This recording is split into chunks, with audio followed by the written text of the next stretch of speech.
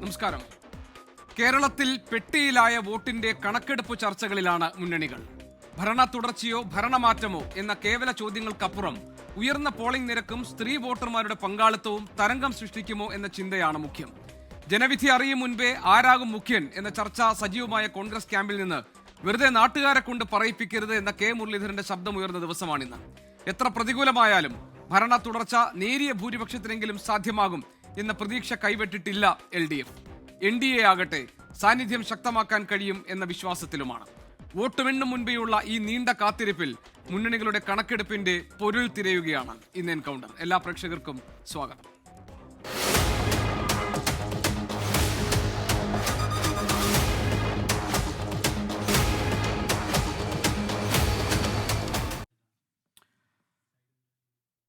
CPIഎമ്മിൽ നിന്ന് ശ്രീ വി വസീഫ്, കോൺഗ്രസിൽ നിന്ന് ശ്രീ രാജു പി നായർ, BJPയുടെ ശ്രീ റെജി ലൂക്കോസ്, ഒപ്പം തന്നെ ഇടത് നിരീക്ഷകൻ അഡ്വക്കേറ്റ് N ലാൽകുമാർ, മാധ്യമപ്രവർത്തകൻ ശ്രീ ആനന്ദ് കൊച്ചുകുടി എന്നിവരാണ് ഇന്ന് ഈ ചർച്ചയിൽ പങ്കെടുക്കാൻ നമ്മളോടൊപ്പം ഉള്ളത്. ശ്രീ വസീഫ്, ഒരു ഭരണ തുടർച്ചയ്ക്കുള്ള സാധ്യതകൾ അന്വേഷിക്കുന്നതാണല്ലോ ഈ തെരഞ്ഞെടുപ്പിന് ശേഷം പ്രധാനമായും ഇടതുമുന്നണിയുടെ ഭാഗത്തുള്ളത്. ഇപ്പോൾ UDFന്റെ ഒരു കണക്കുകൂട്ടലനുസരിച്ച് വലിയ ഒരു ഭൂരിപക്ഷത്തിൽ അവർക്ക് അധികാരത്തിൽ വരാൻ കഴിയും. ഇപ്പോൾ VD സതീശൻ്റെ വാക്ക് പറഞ്ഞാൽ 100-നപ്പുറം സീറ്റ് കൊണ്ട് വിജയിക്കാൻ കഴിയുന്ന തരത്തിലൊരു തരംഗം കേരളത്തിൽ ഉണ്ടായിട്ടുണ്ട്. അതിന് കാരണമായി കാണിക്കുന്നത് ഉയർന്ന പോളിംഗ് നിരക്കും സ്ത്രീകൾ ഒന്നാകെ വോട്ട് രേഖപ്പെടുത്താൻ എത്തി, അതൊക്കെ ഭരണവിരുദ്ധ വികാരത്തിനുള്ള തെളിവാണ് എന്നാണ്. ഇനി സാമുദായിക ഘടകങ്ങളാണ് പരിശോധിക്കുന്നതെങ്കിൽ ന്യൂനപക്ഷ വോട്ടുകളുടെ രേഖീകരണം കോൺഗ്രസിന് അല്ലെങ്കിൽ UDFന് അനുകൂലമായി സംഭവിച്ചിട്ടുണ്ടെന്നും BJP വോട്ടുകൾ തന്നെ പല കാര്യങ്ങളിലും ഈ രണ്ട് ഭാഗങ്ങളിലേക്കുമായി ചിതറിപ്പോകാനൊക്കെയുള്ള സാധ്യതകളുണ്ട് എന്നൊക്കെയുള്ള കണക്കുകൂട്ടലുകൾ ഒരു ഭാഗത്ത് നടക്കുന്നു. എങ്ങനെയാണ് ഇടതുമുന്നണി ക്യാമ്പ് നിലവിലെ ഈ സാഹചര്യങ്ങളെ വിലയിരുത്തുന്നത്? ഒരു ഭരണ തുടർച്ചയ്ക്കുള്ള സാധ്യത നിങ്ങൾ കാണുന്നുണ്ടോ? അതിൻ്റെ അടിസ്ഥാനം എന്താണ്?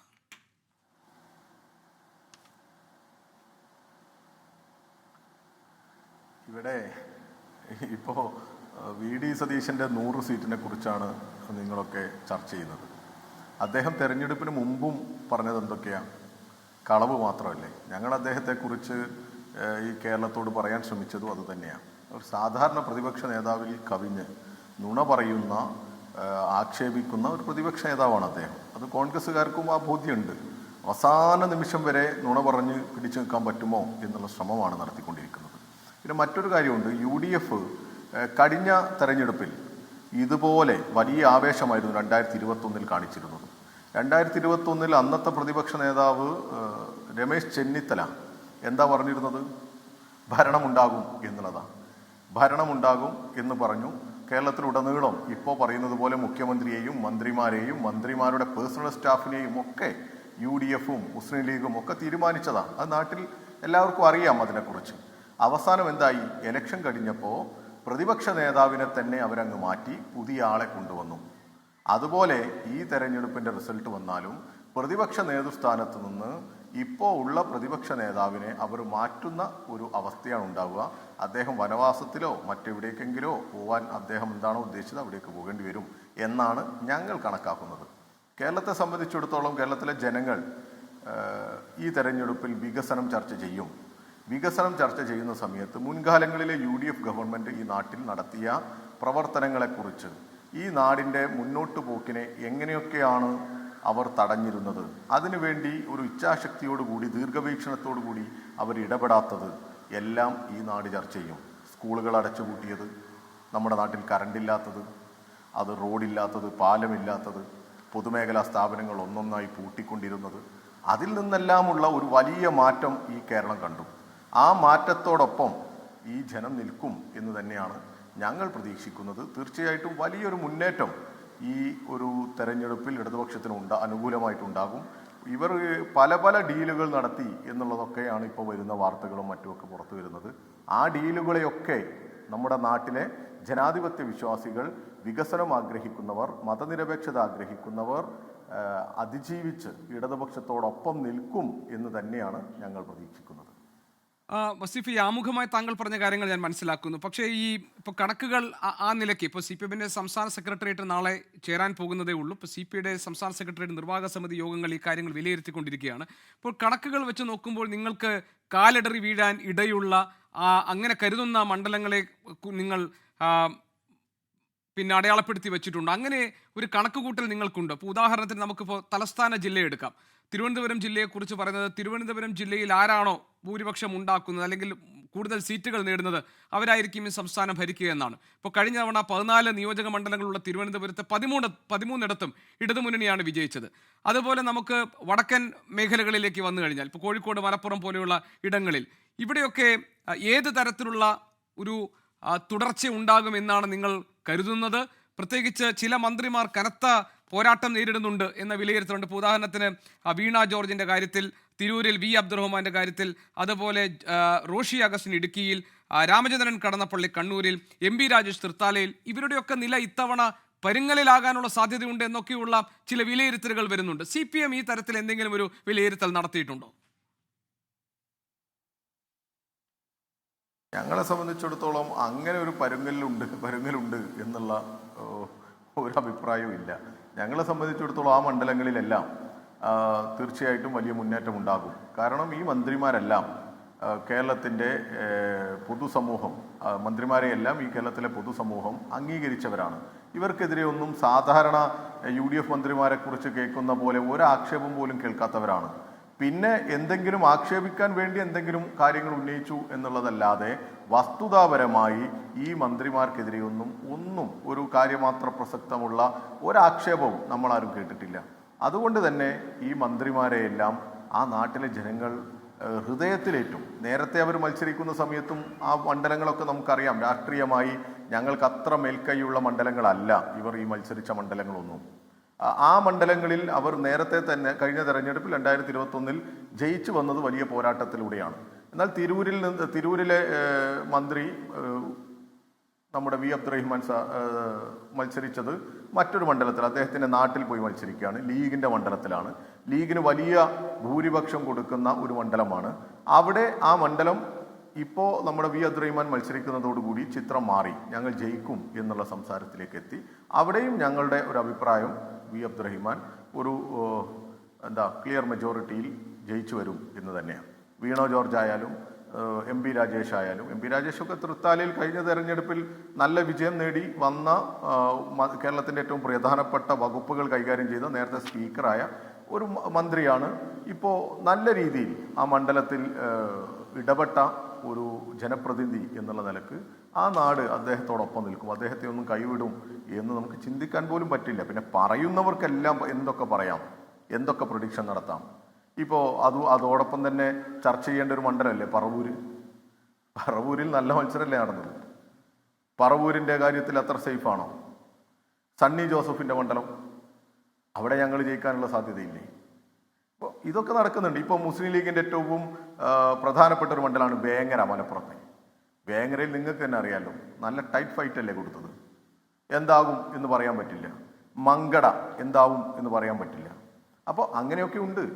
അപ്പോൾ ഈ അപ്പുറത്തു നിന്ന് കുറേ മണ്ഡലങ്ങൾ ഞങ്ങൾക്ക് കിട്ടും എന്നുള്ളൊരു പ്രതീക്ഷയുണ്ട്. ഇപ്പോൾ കോഴിക്കോട് ജില്ലയിലെ കൊടുവള്ളി, വടകര സീറ്റുകളിലൊക്കെ നല്ല മത്സരം ഉണ്ടായത്. വടകരയിൽ ഞങ്ങൾ ജയിക്കും എന്നുള്ള പ്രതീക്ഷയാണ് ഞങ്ങൾക്കുള്ളത്. ഈ വടക്കോട്ടാണെങ്കിൽ തിരുവനന്തപുരത്തും അതേ അവസ്ഥ തന്നെയല്ലേ ഉള്ളത്. തിരുവനന്തപുരത്ത് കഴിഞ്ഞതിൽ നിന്ന് വ്യത്യസ്തമായി ഞങ്ങൾക്ക് ഏതെങ്കിലും സീറ്റ് നഷ്ടപ്പെടുമെന്ന് പറയാൻ പറ്റുന്ന ഒരു സാഹചര്യവും ഇപ്പോൾ ഇല്ല. അപ്പം അതുകൊണ്ട് നല്ലൊരു മുന്നേറ്റം ഇടതുപക്ഷത്തിൻ്റെ ഭാഗത്തുനിന്ന് ഉണ്ടാകും. ഇടതുപക്ഷത്തോടൊപ്പം ജനം നിൽക്കും. പ്രത്യേകിച്ച് ഈ തമ്മിൽ തല്ലുന്ന, അധികാരത്തിന് വേണ്ടി എന്തും വിളിച്ചു പറയുന്ന, അതിനുവേണ്ടി പരിശ്രമിച്ചുകൊണ്ടിരിക്കുന്ന, എങ്ങനെയെങ്കിലും അധികാരം കിട്ടുക എന്നുള്ള ലക്ഷ്യം വെച്ച് പോകുന്ന UDFനോടൊപ്പമൊന്നും ജനം നിൽക്കില്ല എന്ന് തന്നെയാണ് ഞങ്ങൾ കരുതുന്നത്. ശരി വസീഫ്, ഞാൻ വരാം. ശ്രീ രാജു പി നായർ നമ്മളോടൊപ്പമുണ്ട്. ശ്രീ രാജു പി നായർ, ഇപ്പോൾ ഇടതുമുന്നണി, ഇപ്പോൾ വസീഫ് ഈ ചർച്ചയിൽ അങ്ങനെ കണക്കുകൾ പറഞ്ഞില്ലെങ്കിൽ പോലും ഇടതുമുന്നണി ക്യാമ്പിലുള്ള ഒരു ആലോചനയായി റിപ്പോർട്ട് ചെയ്യപ്പെട്ടിരിക്കുന്നത് ഏതാണ്ട് ഇപ്പോൾ 98 സീറ്റുകൾ കഴിഞ്ഞ തവണ അവർക്കുണ്ടായിരുന്നു. അതിലൊരു 30 സീറ്റ് അവർക്ക് ഈ തെരഞ്ഞെടുപ്പിൽ നഷ്ടപ്പെട്ടേക്കാം. അങ്ങനെയാണെങ്കിലും UDFൽ നിന്നൊരു 8 സീറ്റ് കൂടി പിടിച്ചെടുത്ത് ചെറിയ ഭൂരിപക്ഷമാണെങ്കിൽ പോലും 3ാം വട്ടവും അധികാരത്തിൽ തുടരാൻ കഴിയും എന്നൊരു കണക്കുകൂട്ടൽ അവർക്കുണ്ട്. പക്ഷേ UDF ക്യാമ്പിൽ വേറൊരു തരത്തിലാണ്. അതായത് കോൺഗ്രസ് വിജയം ഉറപ്പിച്ചു കഴിഞ്ഞ പോലെ, വലിയ ഭൂരിപക്ഷം കിട്ടിയതുപോലെ മുഖ്യമന്ത്രി ആരാകണം എന്നതിലേക്കൊക്കെ തർക്കങ്ങളും ചർച്ചകളും ഒക്കെ മാധ്യമങ്ങളിലൂടെ പുറത്തു വരുന്ന സമയമാണ്. ഇത്രയധികം ആത്മവിശ്വാസം നൽകുന്ന ഘടകം എന്താണ് വോട്ട് എണ്ണിത്തീരും മുൻപേ മുഖ്യമന്ത്രിയെക്കുറിച്ച് ചർച്ച ചെയ്യാൻ പാകത്തിൽ കോൺഗ്രസിൽ സംഭവിച്ചത്?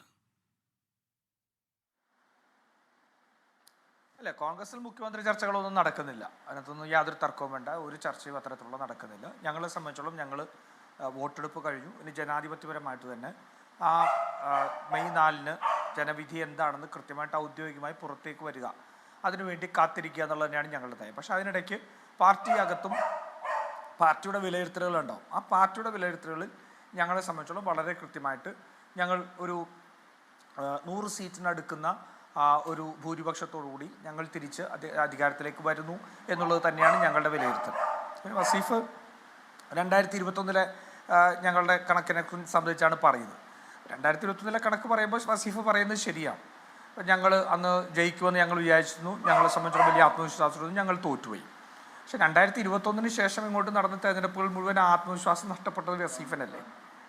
വസീഫിനെ പോലുള്ള CPM നേതാക്കന്മാർ എത്ര തെരഞ്ഞെടുപ്പിൽ ജയിക്കുമെന്ന് പറഞ്ഞു? നടന്ന ഉപതെരഞ്ഞെടുപ്പുകളിലെല്ലാം ജയിക്കുമെന്ന് വിശ്വസിച്ചു. നിലമ്പൂർ ഉൾപ്പെടെ ജയിക്കുമെന്ന് വിചാരിച്ചു. ലോക്സഭാ തെരഞ്ഞെടുപ്പിൽ വിജയിക്കുമെന്ന് വിചാരിച്ചു. അവസാനം തദ്ദേശ സ്വയംഭരണ സ്ഥാപനങ്ങളുടെ അടക്കം തെരഞ്ഞെടുപ്പിൽ ഏറ്റവും സുസംഘടിതമായ സംഘടനാ സംവിധാനമുള്ള, എന്തും എണ്ണയിട്ട യന്ത്രം പോലെ ചലിപ്പിക്കാൻ കഴിയുന്ന കാഡറുള്ള ഒരു പാർട്ടിക്ക് സമാനതകളില്ലാത്ത പരാജയം ഉണ്ടാവുമല്ലേ? 175ഓളം പഞ്ചായത്തുകൾ അവരുടെ കയ്യിൽ നിന്ന് നഷ്ടപ്പെടുന്ന സാഹചര്യം ഉണ്ടാവില്ല. അപ്പോൾ 2021 വസീഫ് ഓർമ്മിപ്പിക്കുമ്പോൾ കഴിഞ്ഞ 5 വർഷം ഉണ്ടായ കാര്യങ്ങൾ വസീഫ് ഓർക്കണമെന്ന് മാത്രം എനിക്ക് പറയാം. അത് വളരെ ഒരു ആർഗ്യുമെൻ്റ് പുറത്ത് ഞാൻ പറയുന്നു. പെരിഫറലായിട്ട് ഞങ്ങളെ സംബന്ധിച്ചിടത്തോളം കഴിഞ്ഞ 5 വർഷക്കാലം ഞങ്ങൾ ഉയർത്തിയിരുന്ന മുദ്രാവാക്യങ്ങൾ ജനങ്ങൾ അംഗീകരിച്ചിട്ടുണ്ട്. ജനങ്ങൾ അതിനെ സംബന്ധിച്ച് UDFന് അനുകൂലമായിട്ടുള്ള നിലപാടെടുത്തിട്ടുണ്ട്.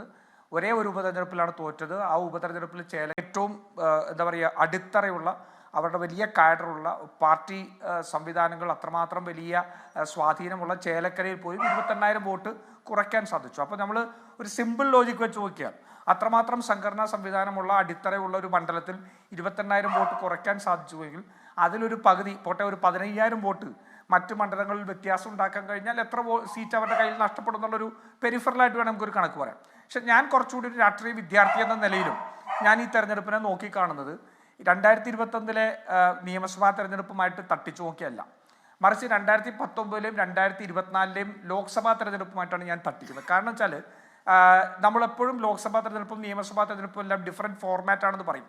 പക്ഷെ 2024 നടന്ന 26 നടക്കുന്ന നിയമസഭാ തെരഞ്ഞെടുപ്പ് ഫോർമാറ്റ് കൊണ്ട് 2019 2024 ചേർന്നാണ് നിൽക്കുന്നത്. എന്തുകൊണ്ടാണ്? കേരളം ഇടതുപക്ഷ സ്വഭാവമുള്ള മതേതര കേരളമാണ്. ഇടതുപക്ഷ സ്വഭാവം എന്ന് പറയുന്നത് CPMനോ CPIക്കോ മാത്രം അവകാശപ്പെട്ടതല്ല. ഇടതുപക്ഷം എന്ന് പറയുന്നത് ഒരു രാഷ്ട്രീയ പൊസിഷനിങ് ആണ്. ആ രാഷ്ട്രീയ പൊസിഷനിങ് ഉള്ള ഒരു ജനത 2019 2021 കോൺഗ്രസിനെയും UDFനെയും പിന്തുണച്ചതിൻ്റെ കാരണം മതേതരത്വം നിലനിർത്താൻ, അല്ലെങ്കിൽ അത്തരത്തിൽ ഒരു സംഘപരിവാർ വിരുദ്ധതയ്ക്ക് നമുക്ക് വിശ്വസിക്കാൻ കൊള്ളാവുന്നത് കോൺഗ്രസ് ആണ്, UDF ആണെന്നുള്ള കൃത്യമായ രാഷ്ട്രീയ ബോധ്യത്തിൻ്റെ അടിസ്ഥാനത്തിലാണ്. ആ രാഷ്ട്രീയ ബോധ്യം അതുമാത്രമല്ല, വലിയൊരു ചെറുപ്പക്കാർ ഒരു വിഭാഗം ഉണ്ടായി.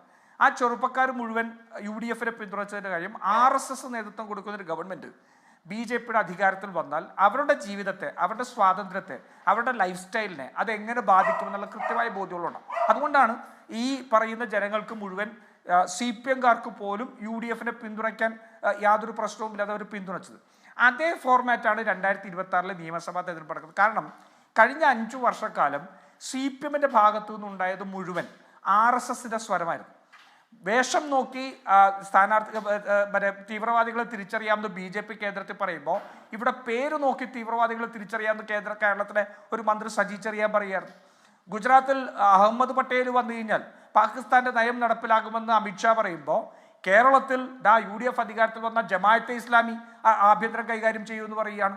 അതുപോലെ തന്നെ മലപ്പുറം എന്നൊരു നാടിനെ മുഴുവൻ ഭീകരവാദികളെ ചിത്രീകരിക്കാൻ പ്രിയങ്കയും രാഹുലും മത്സരിച്ചപ്പോൾ അവിടെ കണ്ട മുസ്ലിം ലീഗിന്റെ പതാക എടുത്തുകൊണ്ട് പാകിസ്ഥാൻ രാഹുലിനും പ്രിയങ്കയ്ക്കും വേണ്ടി പ്രചാരണം നടത്തുന്നുവെന്ന് RSS പറയുമ്പോൾ കേരളത്തിൽ മലപ്പുറം എന്ന് പറയുന്ന ഒരു പ്രദേശം ഭീകരവാദികളുടെ പ്രദേശമാണെന്നും അവിടെ നടക്കുന്ന സ്വർണ്ണക്കള്ളക്കടത്ത് ഉൾപ്പെടെയെല്ലാം ദേശവിരുദ്ധതയ്ക്കാണ് ഉപയോഗിക്കുന്നതും പിണറായി വിജയൻ പറയുകയാണ്.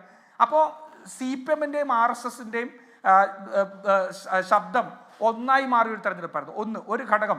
അതുകൊണ്ട് തന്നെ മതേതര വിശ്വാസികൾ, പ്രത്യേകിച്ച് കേരളത്തിലെ ന്യൂനപക്ഷങ്ങൾക്ക് ഇന്ന് പിണറായി വിജയനെ വിശ്വസിക്കാൻ കഴിയാത്ത, അല്ലെങ്കിൽ CPM വിശ്വസിക്കാൻ കഴിയാത്ത സാഹചര്യത്തിലേക്ക് പോയി എന്നുള്ളത് അടിസ്ഥാനപരമായ ഒരു കാര്യമാണ്.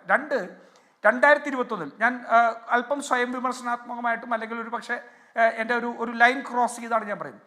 2021 ശബരിമലയെ സംബന്ധിച്ച് CPM എടുത്ത നിലപാട് അത് ഒരു യുവജനങ്ങളിൽ വലിയ രീതിയിൽ അവരെ സ്വാധീനിച്ചിട്ടുണ്ട്. കാരണം ഒരു പുരോഗമനപരമായിട്ട് നിൽക്കുന്ന ഒരു സമൂഹം, അതിനകത്ത് ഒരു പ്രതീക്ഷ ഈ LDFന്റെ ആ നിലപാടുകൾ കണ്ടു എന്നുള്ളത് സത്യമാണ്. പക്ഷേ 2026 തെരഞ്ഞെടുപ്പിലേക്ക് വരുമ്പോഴത്തേക്കും ആ ശബരിമലയിലെ നിലപാടിൽ നിന്ന് CPM പിന്നോക്കം പോയി എന്നുള്ളതും, CPM ഇന്ന് RSSനേക്കാൾ അല്ലെങ്കിൽ ചിലപ്പോൾ കോൺഗ്രസിനേക്കാൾ ശക്തിയോടുകൂടി ആചാര സംരക്ഷണത്തിന് വേണ്ടി ബാധിക്കുന്നു എന്നുള്ളത് വളരെ കൃത്യമായിട്ട് ട്രാൻസ്ലേറ്റ് ചെയ്തിട്ടുണ്ട്. പ്രത്യേകിച്ച് മാറ്റി കൊടുക്കുന്നത് ഉൾപ്പെടെയുള്ള വിഷയങ്ങൾ. അല്ല, ഞാൻ അതിലേക്ക് പോകുന്നില്ല ഗോപികൃഷ്ണൻ, ഞാൻ അതിലേക്ക് പോകുന്നില്ല. ഞാൻ പറഞ്ഞല്ലോ, ഈ തെരഞ്ഞെടുപ്പിന്റെ യുവതീ പ്രവേശന നിയമം ഞാൻ അംഗീകരിച്ചുകൊണ്ടാണല്ലോ പറയുന്നത്. അതെ, CPM ഉദ്ദേശിച്ചതിനെ പുരോഗമനപരമായ ഒരു നടപടിയായിട്ടാണ് കോൺഗ്രസിനെ പ്രതിനിധീകരിച്ച് ഈ ചർച്ചയിൽ പങ്കെടുക്കുന്ന ശ്രീ രാജു പി നായർ കാണുന്നത്, കോൺഗ്രസിന്റെ ഔദ്യോഗിക നിലപാടുകൾക്ക് വിരുദ്ധമായി. ഗോപികൃഷ്ണൻ, ഞാനത് അംഗീകരിച്ചുകൊണ്ടാണ് ഞാൻ പറഞ്ഞത്. എൻ്റെ പാർട്ടി സ്റ്റാൻഡിൽ നിന്ന് അല്പം ഓവർ സ്റ്റെപ്പ് ചെയ്തുകൊണ്ടാണ് ഞാൻ പറയുന്നത്. ഞാൻ ആദ്യം പറഞ്ഞല്ലോ. അപ്പം അതുകൊണ്ട് ഞാനത് അംഗീകരിച്ചുകൊണ്ട് തന്നെയാണ് പറയുന്നത്. പക്ഷേ അവിടെ ഉണ്ടായ CPMന്റെ ഒരു മാറ്റം, ആ മാറ്റം കാരണം UDF ആദ്യം തന്നെ എടുത്തിരുന്ന നിലപാടതാണ്. അതുകൊണ്ട് ഒരു കാര്യം, UDF എടുത്തിരുന്ന നിലപാടതാണ്. അതുകൊണ്ട് തന്നെ ഒരു പക്ഷേ ഇതുണ്ടാവും. പക്ഷേ ഇവിടെ വലിയൊരു ഇരട്ടത്താപ്പ് സംഭവിച്ചു. 4 വോട്ടിന് വേണ്ടി നിലപാട് മാറ്റില്ല എന്ന് പറഞ്ഞവർ ഇടതുപക്ഷത്തിൻ്റെ ഏറ്റവും അടിസ്ഥാനപരമായ തത്വത്തെയും നയത്തെയും തന്നെയും അട്ടിമറിക്കുന്ന കാഴ്ചകളുണ്ടായി. അതുകൊണ്ട് നേരത്തെ ഞാൻ സൂചിപ്പിച്ച പോലെ ചെറുപ്പക്കാർ RSSും BJPയും വന്നാൽ അവരുടെ സ്വാതന്ത്ര്യം കവർന്നെടുക്കപ്പെടുമെന്ന് വിശ്വസിക്കുന്ന ചെറുപ്പക്കാർ ഇപ്രാവശ്യം അതേ വികാരം പിണറായി വിജയനെതിരെ പ്രതികരിച്ചിട്ടുണ്ട്. അതുകൊണ്ട് ഞാൻ ഈ തെരഞ്ഞെടുപ്പിനെ കാണാൻ ആഗ്രഹിക്കുന്നത് 2019 2024 നടന്ന ലോക്സഭാ തെരഞ്ഞെടുപ്പിൻ്റെ അതേ ഫോർമാറ്റിലാണ്. കാരണം ജനങ്ങൾക്ക് അവരുടെ കേരളത്തിൻ്റെ സമാധാനാന്തരീക്ഷത്തെ തകർക്കുന്ന ന്യൂനപക്ഷ വിരുദ്ധരായ ഒരു കൂട്ടം ഗവൺമെൻറ് ആൾക്കാരാണ് ഇന്ന് കേരളത്തിൽ ഭരണത്തിലിരിക്കുന്നത് കൃത്യമായ ബോധ്യമുണ്ടായിരുന്നു. അതുകൊണ്ട് തന്നെ ലോക്സഭാ തെരഞ്ഞെടുപ്പുകൾ കണ്ട പോലെ വലിയ രീതിയിലുള്ള ന്യൂനപക്ഷ വോട്ടുകളുടെ കൺസോളിഡേഷൻ UDFന് അനുകൂലമായിട്ട് ഇത്തവണ ഉണ്ടാകും എന്നുള്ളതാണ് ഞാൻ വിശ്വസിക്കുന്നത്. അതുകൊണ്ട് തന്നെ 100 എന്ന് പറയുന്നത് എന്നെ സംബന്ധിച്ചിടത്തോളം സാങ്കല്പികമായിട്ടുള്ള ഒരു ഫിഗർ അല്ല, പക്ഷെ മറിച്ച് വളരെ ലോജിക്കലായിട്ടുള്ള ഫിഗർ ആയിട്ടാണ് എനിക്ക് തോന്നുന്നത്. അല്ല, ശ്രീ രാജു പി നായർ, വളരെ ചെറിയ വാചകങ്ങളിൽ ഒരു മറുപടി ഞാൻ പ്രതീക്ഷിക്കുന്ന ഒറ്റ കാര്യത്തിലാണ്. അതായത് താങ്കൾ പറയുന്നത് പോലെ ഇപ്പം 100 എന്നത് ഒരു സാങ്കല്പിക സംഖ്യയല്ല, താങ്കൾ യഥാർത്ഥത്തിൽ സംഭവിക്കാൻ പോകുന്ന ഭൂരിപക്ഷത്തിന്റെ കണക്കാണതെങ്കിൽ ആ കണക്കിലേക്ക് കാര്യങ്ങൾ കൊണ്ടുചെന്ന് എത്തിക്കുന്നത് കേരളത്തിന്റെ ഒരു സെക്യുലാർ ഫാബ്രിക് സംരക്ഷിക്കാൻ UDF ആണ് പാകപ്പെട്ടിട്ടുള്ളതെന്ന ബോധ്യത്തിൽ ന്യൂനപക്ഷ വിഭാഗങ്ങളുടെ വോട്ടുകളുടെ ഏകീകരണം സമ്മാനിക്കുന്നതാണോ ഈ ഭൂരിപക്ഷം? അതല്ല 10 വർഷത്തെ ഭരണത്തിന് ശേഷം സ്വാഭാവികമായി കേരളം പോലെയുള്ള അല്ലെങ്കിൽ കേരളത്തിന്റെ പൊതുസമൂഹത്തിന്റെ ഒരു മാനസികാവസ്ഥയിൽ നിന്ന് ഇനിയൊരു മാറ്റമാകാം എന്ന സാമാന്യ തോന്നലിൽ നിന്നുണ്ടാകുന്നതാണോ ഇത്? ഇതിനെ നിങ്ങൾ എങ്ങനെയാണ് കണക്കാക്കുന്നത്?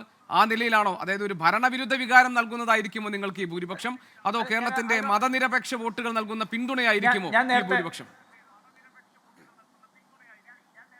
അല്ല, ഞാൻ നേരത്തെ പറഞ്ഞതിനോട് ആഡപ്പ് ചെയ്യേണ്ടതായിരുന്നു. പക്ഷേ ഞാൻ പറഞ്ഞത് നമ്മൾ സാധാരണ ചർച്ച ചെയ്തൊരു വിഷയം കൊണ്ടാണ് ഞാനൊരു 2 പോയിന്റ് എൻ്റേതെന്നുള്ള നിരീക്ഷണത്തിൽ പറഞ്ഞൊരു കാര്യമാണ്. ഭരണവിരുദ്ധ വികാരം ഒരു സംശയം വേണ്ട അതിശക്തമായിട്ടുണ്ടായിരുന്നു. കാരണം തദ്ദേശ സ്വയംഭരണ സ്ഥാപനങ്ങളിലെ തെരഞ്ഞെടുപ്പിൽ 65% മേൽ പഞ്ചായത്തുകൾ ജയിക്കാൻ UDFന് കഴിയുക എന്ന് പറഞ്ഞാൽ UDFന്റെ സംഘടനാ സംവിധാനം കൊണ്ട് മാത്രം കഴിയുന്നതല്ല. യഥാർത്ഥ കമ്മ്യൂണിസ്റ്റുകളും ഇടതുപക്ഷ ബോധമുള്ളവരും കോൺഗ്രസിനും UDFനും വോട്ട് ചെയ്തത് കൊണ്ട് മാത്രമാണ് അത്രമാത്രം വലിയൊരു വിജയം. 2010 ഉണ്ടായതിനേക്കാൾ വലിയ വിജയം, അന്ന് BJP പോലും രംഗത്തില്ല എന്ന് ആലോചിക്കണം. അതിനേക്കാൾ വലിയൊരു വിജയം ഞങ്ങൾക്ക് ലഭിച്ചതിൻ്റെ കാര്യം വളരെ കൃത്യമായിട്ടുള്ള ഭരണപക്ഷ വിരുദ്ധ വികാരമുണ്ടെന്നാണ്.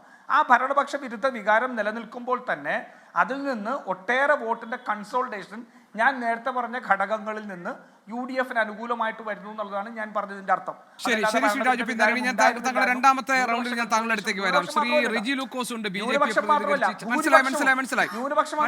ഭൂരിപക്ഷത്തിന്റെ സെക്യുലർ വോട്ടുകളും എനിക്ക് മനസ്സിലായി, അണ്ടർസ്റ്റുഡ്. ശ്രീ റെജി ലൂക്കോസിലേക്ക്. ശ്രീ റെജി ലൂക്കോസ്, ഈ ഇത്തവണ NDA മത്സര രംഗത്തേക്ക് ഇറങ്ങുമ്പോൾ മുൻകാലങ്ങളെ നിന്ന് വ്യത്യസ്തമായി അവർക്ക് ആത്മവിശ്വാസം നൽകുന്ന ചില ഘടകങ്ങൾ ഉണ്ടായിരുന്നു. ഒന്ന്, കഴിഞ്ഞ പാർലമെന്റ് തെരഞ്ഞെടുപ്പിൽ ആദ്യമായി ഒരു ലോക്സഭയിലേക്ക് ഒരു പ്രതിനിധിയെ BJPക്ക് അയക്കാൻ കഴിഞ്ഞു തൃശ്ശൂരിൽ നിന്ന്. തദ്ദേശ സ്വയംഭരണ സ്ഥാപനങ്ങളിലേക്ക് നടന്ന തെരഞ്ഞെടുപ്പിൽ BJPക്ക് അങ്ങിങ്ങ് മികച്ച പ്രകടനം കാഴ്ചവെക്കാൻ കഴിഞ്ഞിട്ടുണ്ട്. പിന്നെ ഈ തിരുവനന്തപുരം നഗരസഭ പിടിച്ചടക്കിയത് ഉൾപ്പെടെ ഗുജറാത്തിൽ സംഭവിച്ചതുപോലെ തന്നെ ഈ സംസ്ഥാനത്ത് വേരുറപ്പിക്കാനുള്ള വഴി തുറന്നു എന്ന് BJP കണക്കുകൂട്ടിയതാണ്. അതിനുശേഷമാണ് ഈ തെരഞ്ഞെടുപ്പ് വരുന്നത്. അവിടെ തിരുവനന്തപുരം തദ്ദേശ തെരഞ്ഞെടുപ്പിൽ തിരുവനന്തപുരം കോർപ്പറേഷന് അവിടുത്തെ തെരഞ്ഞെടുപ്പ് തന്ത്രങ്ങൾക്ക് നേതൃത്വം കൊടുത്ത രാജീവ് ചന്ദ്രശേഖർ BJP പ്രതീക്ഷിക്കുന്ന ഒരു സീറ്റായ നേമത്ത് മത്സരരംഗത്തുണ്ട്. മാത്രമല്ല ഇത്തവണ കാര്യങ്ങളൊക്കെ അനുകൂലമായി മാറും എന്ന് കരുതിയിരുന്നതുമാണ്. പക്ഷേ രണ്ട് പ്രധാനപ്പെട്ട വെല്ലുവിളികൾ, പ്രതിസന്ധികൾ BJPക്ക് അഭിമുഖീകരിക്കേണ്ടി വന്നില്ല. ഒന്ന്, കോൺഗ്രസ് ഉന്നയിച്ച അല്ലെങ്കിൽ UDF ഉന്നയിച്ച CPIയുമായുള്ള ഒരു ധാരണയുണ്ടാക്കി ഡീലുണ്ടാക്കി എന്ന ആരോപണം. രണ്ട്, ഈ 2020 വന്ന അവർക്ക് ഏറ്റവും പ്രധാനപ്പെട്ട അല്ലെങ്കിൽ BJP ഉന്നയിക്കുന്ന പല പ്രധാന വിഷയങ്ങളും തിരഞ്ഞെടുപ്പ് വിഷയമായ ഉള്ള പ്രധാനപ്പെട്ട മണ്ഡലങ്ങളിൽ അവിടെ 2020 അല്ലെങ്കിൽ BDJSനൊക്കെ സ്ഥാനാർത്ഥികളെ കൊടുത്തു എന്ന ആക്ഷേപം. പിന്നെ മൂന്നാമതായി ഈ FCRA വിഷയം വരികയും അത് ക്രൈസ്തവ വോട്ടുകളെ അകറ്റുന്ന തരത്തിലേക്ക് കാര്യങ്ങൾ മാറി എന്നുമുള്ള സംഭവങ്ങൾ. ഈ മൂന്ന് കാര്യങ്ങൾ യഥാർത്ഥത്തിൽ BJP പ്രതീക്ഷിച്ച മുന്നേറ്റത്തിന് വിലങ്ങുതടിയായിട്ടുണ്ട് എന്ന് പറഞ്ഞാൽ താങ്കൾ യോജിക്കുമോ? ഏതാണ്ട് നേമം, കഴക്കൂട്ടം, പാലക്കാട്, മഞ്ചേശ്വരം ഈ 4 സീറ്റുകൾ BJP മനസ്സിൽ ജയിക്കാൻ കഴിയുമെന്ന കണക്കുകൂട്ടൽ നടത്തുന്നുണ്ടെന്നാണ് ആ ക്യാമ്പിൽ നിന്ന് വരുന്ന വിവരങ്ങൾ. അത് താങ്കൾ ശരിവെക്കുമോ? ഗോപികൃഷ്ണൻ ഇവിടെ എന്നോട് ചോദിച്ച 3 ചോദ്യങ്ങൾക്ക് നോ എന്നൊരു ആൻസറാണ്. അതിന് കാരണം വളരെ വ്യക്തമാണ്. ഒന്ന്, ആ ഡീലിനെ കുറിച്ച് പറയാം. CPM-ഉം അല്ലെങ്കിൽ BJP തമ്മിലുള്ള ഡീൽ എവിടെയാണ്, ഏത് രീതിയിലാണ്, ഏത് നിയോജകമണ്ഡലത്തിലാണെന്നുള്ളത് വ്യക്തമായിട്ടൊന്ന് പറയാമോ? ഇവർക്ക് ആരെക്കൊണ്ട് സാധിച്ചോ? ഇപ്പം BJPയെ കുറിച്ച് കാലങ്ങളായിട്ട് കുറെ നുണകൾ ഇവിടെ പ്രചരിപ്പിക്കുന്നുണ്ട്. പ്രത്യേകിച്ച് ഒരു നരേഷൻ ഈ പറയുന്ന ചില മാധ്യമങ്ങളും ഈ പിന്നെ പ്രതിപക്ഷത്തുള്ള പ്രതിപക്ഷത്തല്ല, ഞാൻ പറഞ്ഞ ഇടതും വലുതും തമ്മിൽ ചിത്രീകരിക്കുന്നുണ്ട്. ഒരു പരിധിവരെ അവർ കാലങ്ങളായിട്ട് അതിൽ വിജയിച്ചിട്ടുണ്ട്. പക്ഷെ വസ്തുത എന്താണ്? ഇപ്പം നിങ്ങളിപ്പോൾ ഈ പറഞ്ഞ FCRA എന്ന് പറയുന്ന നിയമഭേദഗതിയെ കുറിച്ച് ഞാൻ ആദ്യം പറയാം. അത് ഏറ്റവും വലിയ രീതിയിൽ ഇവിടുത്തെ പ്രതിപക്ഷ കക്ഷികൾ അല്ലെങ്കിൽ മറ്റ് ഞങ്ങൾക്കെതിരായിട്ടുള്ള കക്ഷികൾ വളരെ സുന്ദരമായിട്ട് ഉപയോഗിച്ചൊരു സാധനമാണ്. നിങ്ങൾക്കറിയാമോ, മാർച്ച് 30 ചങ്ങനാശ്ശേരി ബിഷപ്പ് അഭിവന്ധ്യ തറയിൽ പിതാവ് ഒരു ഫേസ്ബുക്കിൽ പ്രകടിപ്പിച്ചു. ഈ നിയമഭേദഗതി ക്രിസ്ത്യൻ കമ്മ്യൂണിറ്റിക്ക് ആശങ്ക ഉളവാക്കണമെന്ന് പറഞ്ഞുകൊണ്ട്. അത് കേട്ട ഉടനെ തന്നെ പാതിരാത്രിക്ക് ഫ്ലൈറ്റ് പിടിച്ചുകൊണ്ട് ഈ UDF-ന്റെയും LDF-ന്റെയും MP-മാർ ഡൽഹിയിൽ ചെന്ന് പിറ്റേ ദിവസം രാവിലെ അവിടെ ഒരു പ്രൊസഷൻ നടത്തി, ഒരു പ്രതിഷേധ യോഗം. എന്നാൽ വസ്തുത എന്താണ്? വസ്തുത എന്ന് പറഞ്ഞാൽ മാർച്ച് 25 ഈ നിയമ ഭേദഗതി പാർലമെന്റ് അവതരിപ്പിച്ചതാണ്. പാർലമെന്റ് എന്ന് പറഞ്ഞാൽ രാജ്യസഭയിലും ലോക്സഭയിലും MP-മാർക്കെല്ലാം ഇതിന്റെ കോപ്പി കൊടുത്തു. അത് കൊടുത്തിട്ടാണല്ലോ ഇത് അവതരിപ്പിക്കുന്നത്. 7 ദിവസം ഈ MP-മാർ മൗനമായിരുന്നു. കാരണം എന്തുകൊണ്ടാ? അവർക്കറിയാം നിയമ ഭേദഗതി രാജ്യത്തിന്റെ സുരക്ഷയ്ക്ക് വേണ്ടിയിട്ടുള്ളതാണ്. രണ്ടാമത്തെ കാര്യം ഇവർക്ക് ഹൈലൈറ്റ് ചെയ്ത് എന്താ? ക്രിസ്ത്യൻ കമ്മ്യൂണിറ്റിക്ക് എതിരെയാണെന്ന്. ആ ക്രിസ്ത്യൻ കമ്മ്യൂണിറ്റിക്ക് എതിരെയാണെന്നുള്ള വാക്ക് തന്നെ വാസ്തവം പറയുകയാണെന്നുണ്ടെങ്കിൽ അതൊരു ദേശവിരുദ്ധതയുണ്ട്. കാരണം ഈ FCRA എന്ന് പറയുന്ന 16,400 FCRA അക്കൗണ്ട് ഇന്ത്യയിലുള്ളതിൽ 22,000 കോടി രൂപ അതിനനുസരിച്ച് ഇന്ത്യ വരുമ്പോൾ അത് ക്രിസ്ത്യൻ കമ്മ്യൂണിറ്റിക്ക് മാത്രമല്ല, അത് എല്ലാ വിഭാഗത്തിൽപ്പെട്ട NGOയ്ക്കും ഈ പറഞ്ഞ സമൂഹത്തിനും ഈ അക്കൗണ്ട് ഉള്ളവർക്ക് എല്ലാം ബാധകമാണ്. അപ്പോൾ അവിടെ വിഭാഗീയത സൃഷ്ടിച്ചുകൊണ്ട് ക്രിസ്ത്യൻ സമൂഹത്തിന് വേണ്ടി മാത്രമാണ് ഈ നിയമം എന്ന് പറഞ്ഞുകൊണ്ട് കേരളത്തിൽ ആവശ്യവർ സത്യത്തെ നാണം കെട്ട് അവരിപ്പോൾ കേരളത്തിലെ ജനങ്ങളോട് ക്ഷമ ചോദിക്കേണ്ട വസ്തുതയാണ്. കാരണം എന്തുകൊണ്ടാ 7 ദിവസം എന്തുകൊണ്ട് ഇവരുടെ കയ്യിൽ വെച്ചോട്ട് ഇതിനകത്ത് അപകടം ഉണ്ടെങ്കിൽ ഈ MP-മാർ എന്തുകൊണ്ട് പ്രതികരിച്ചില്ല? അപ്പൊ ഇവർ കാപട്യത്തിന്റെ നിറകൂടങ്ങളല്ലേ? അതല്ലേ കേരളത്തിൽ തിരിച്ചറിഞ്ഞ്. അപ്പൊ ഒന്നതെ.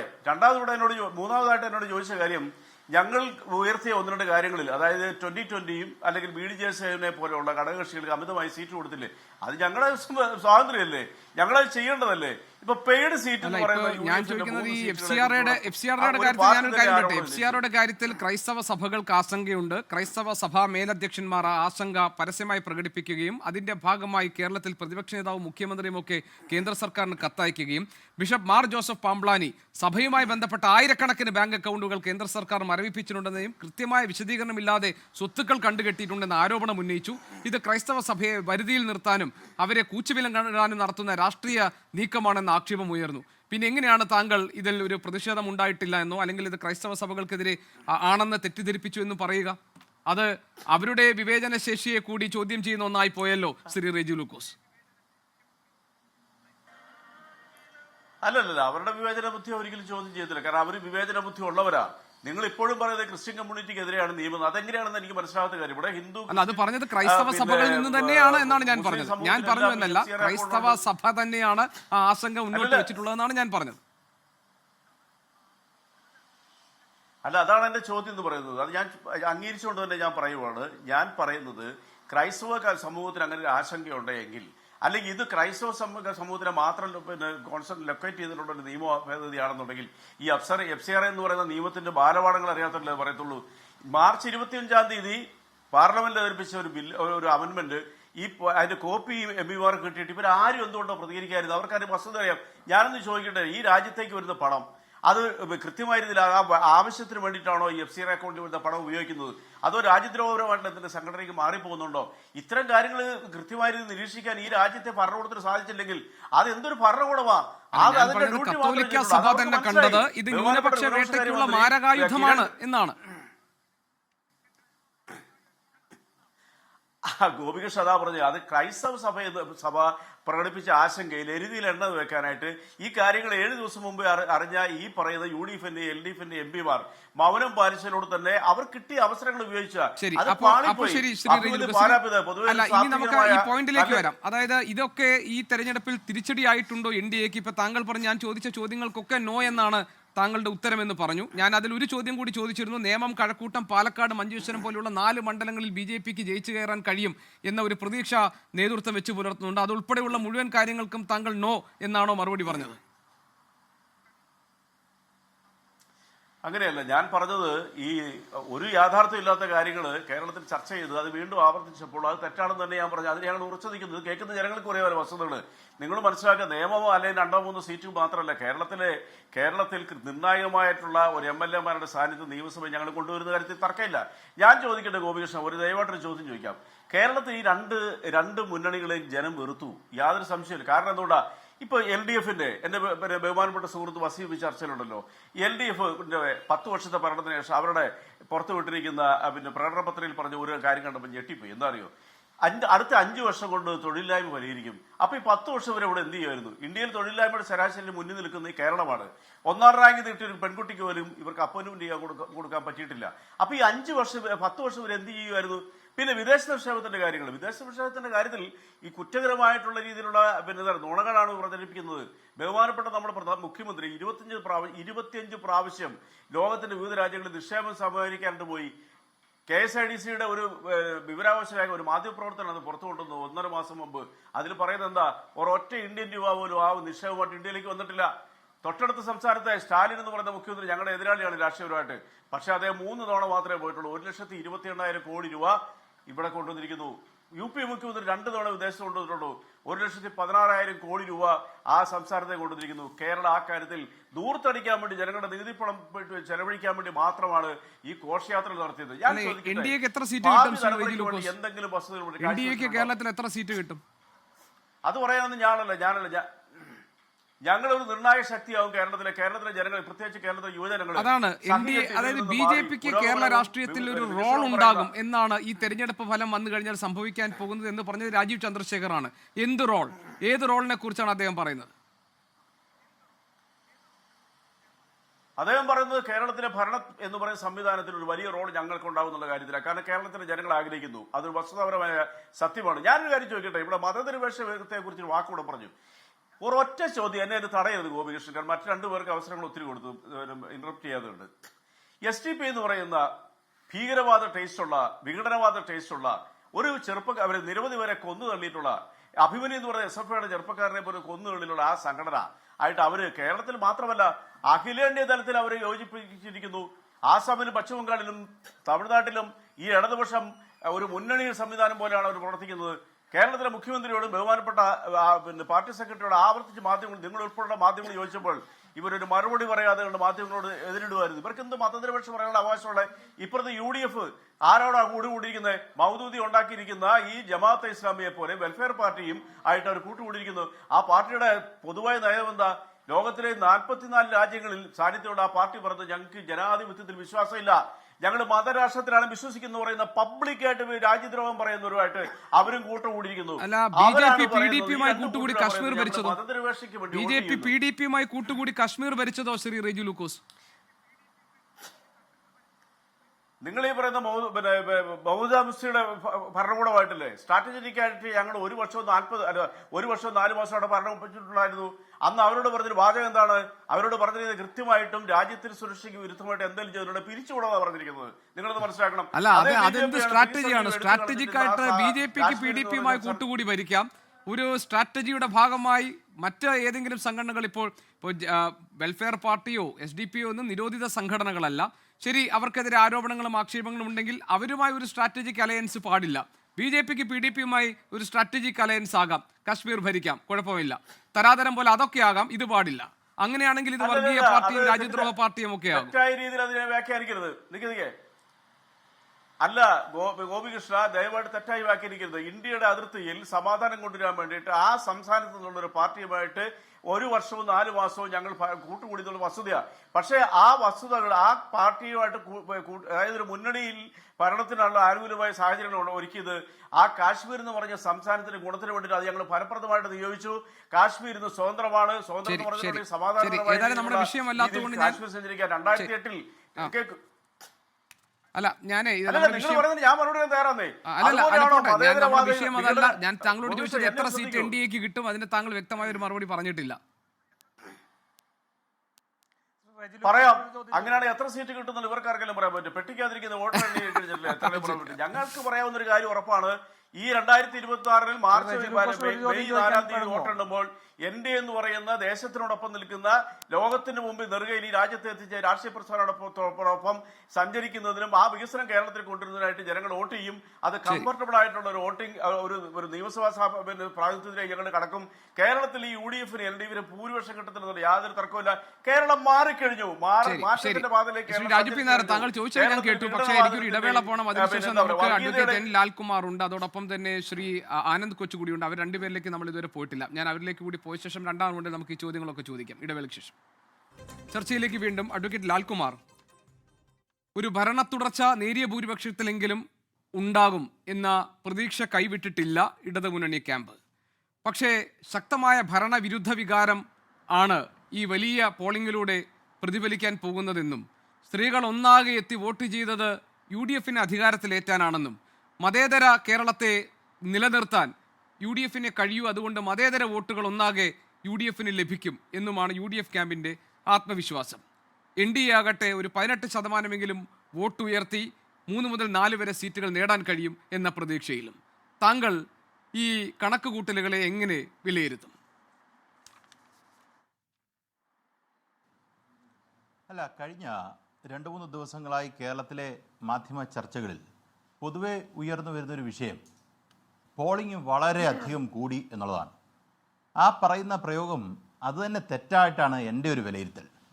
കാരണം SIRന് ശേഷം നോക്കൂ, SIRനകത്ത് 100 അല്ലെങ്കിൽ 1 ലക്ഷം വോട്ടർ പട്ടികയ്ക്കകത്ത് 1 ലക്ഷം ഉണ്ടായിരുന്നു. അതിൽ 20,000 പോയി എങ്കിൽ ബാക്കി 80,000 ഉള്ളൂ. അപ്പം നിങ്ങൾ ഡിവൈഡ് ചെയ്യുന്ന പെർസെൻറ്റേജിൻ്റെ ഡിനോമിനേറ്റർ മാറി.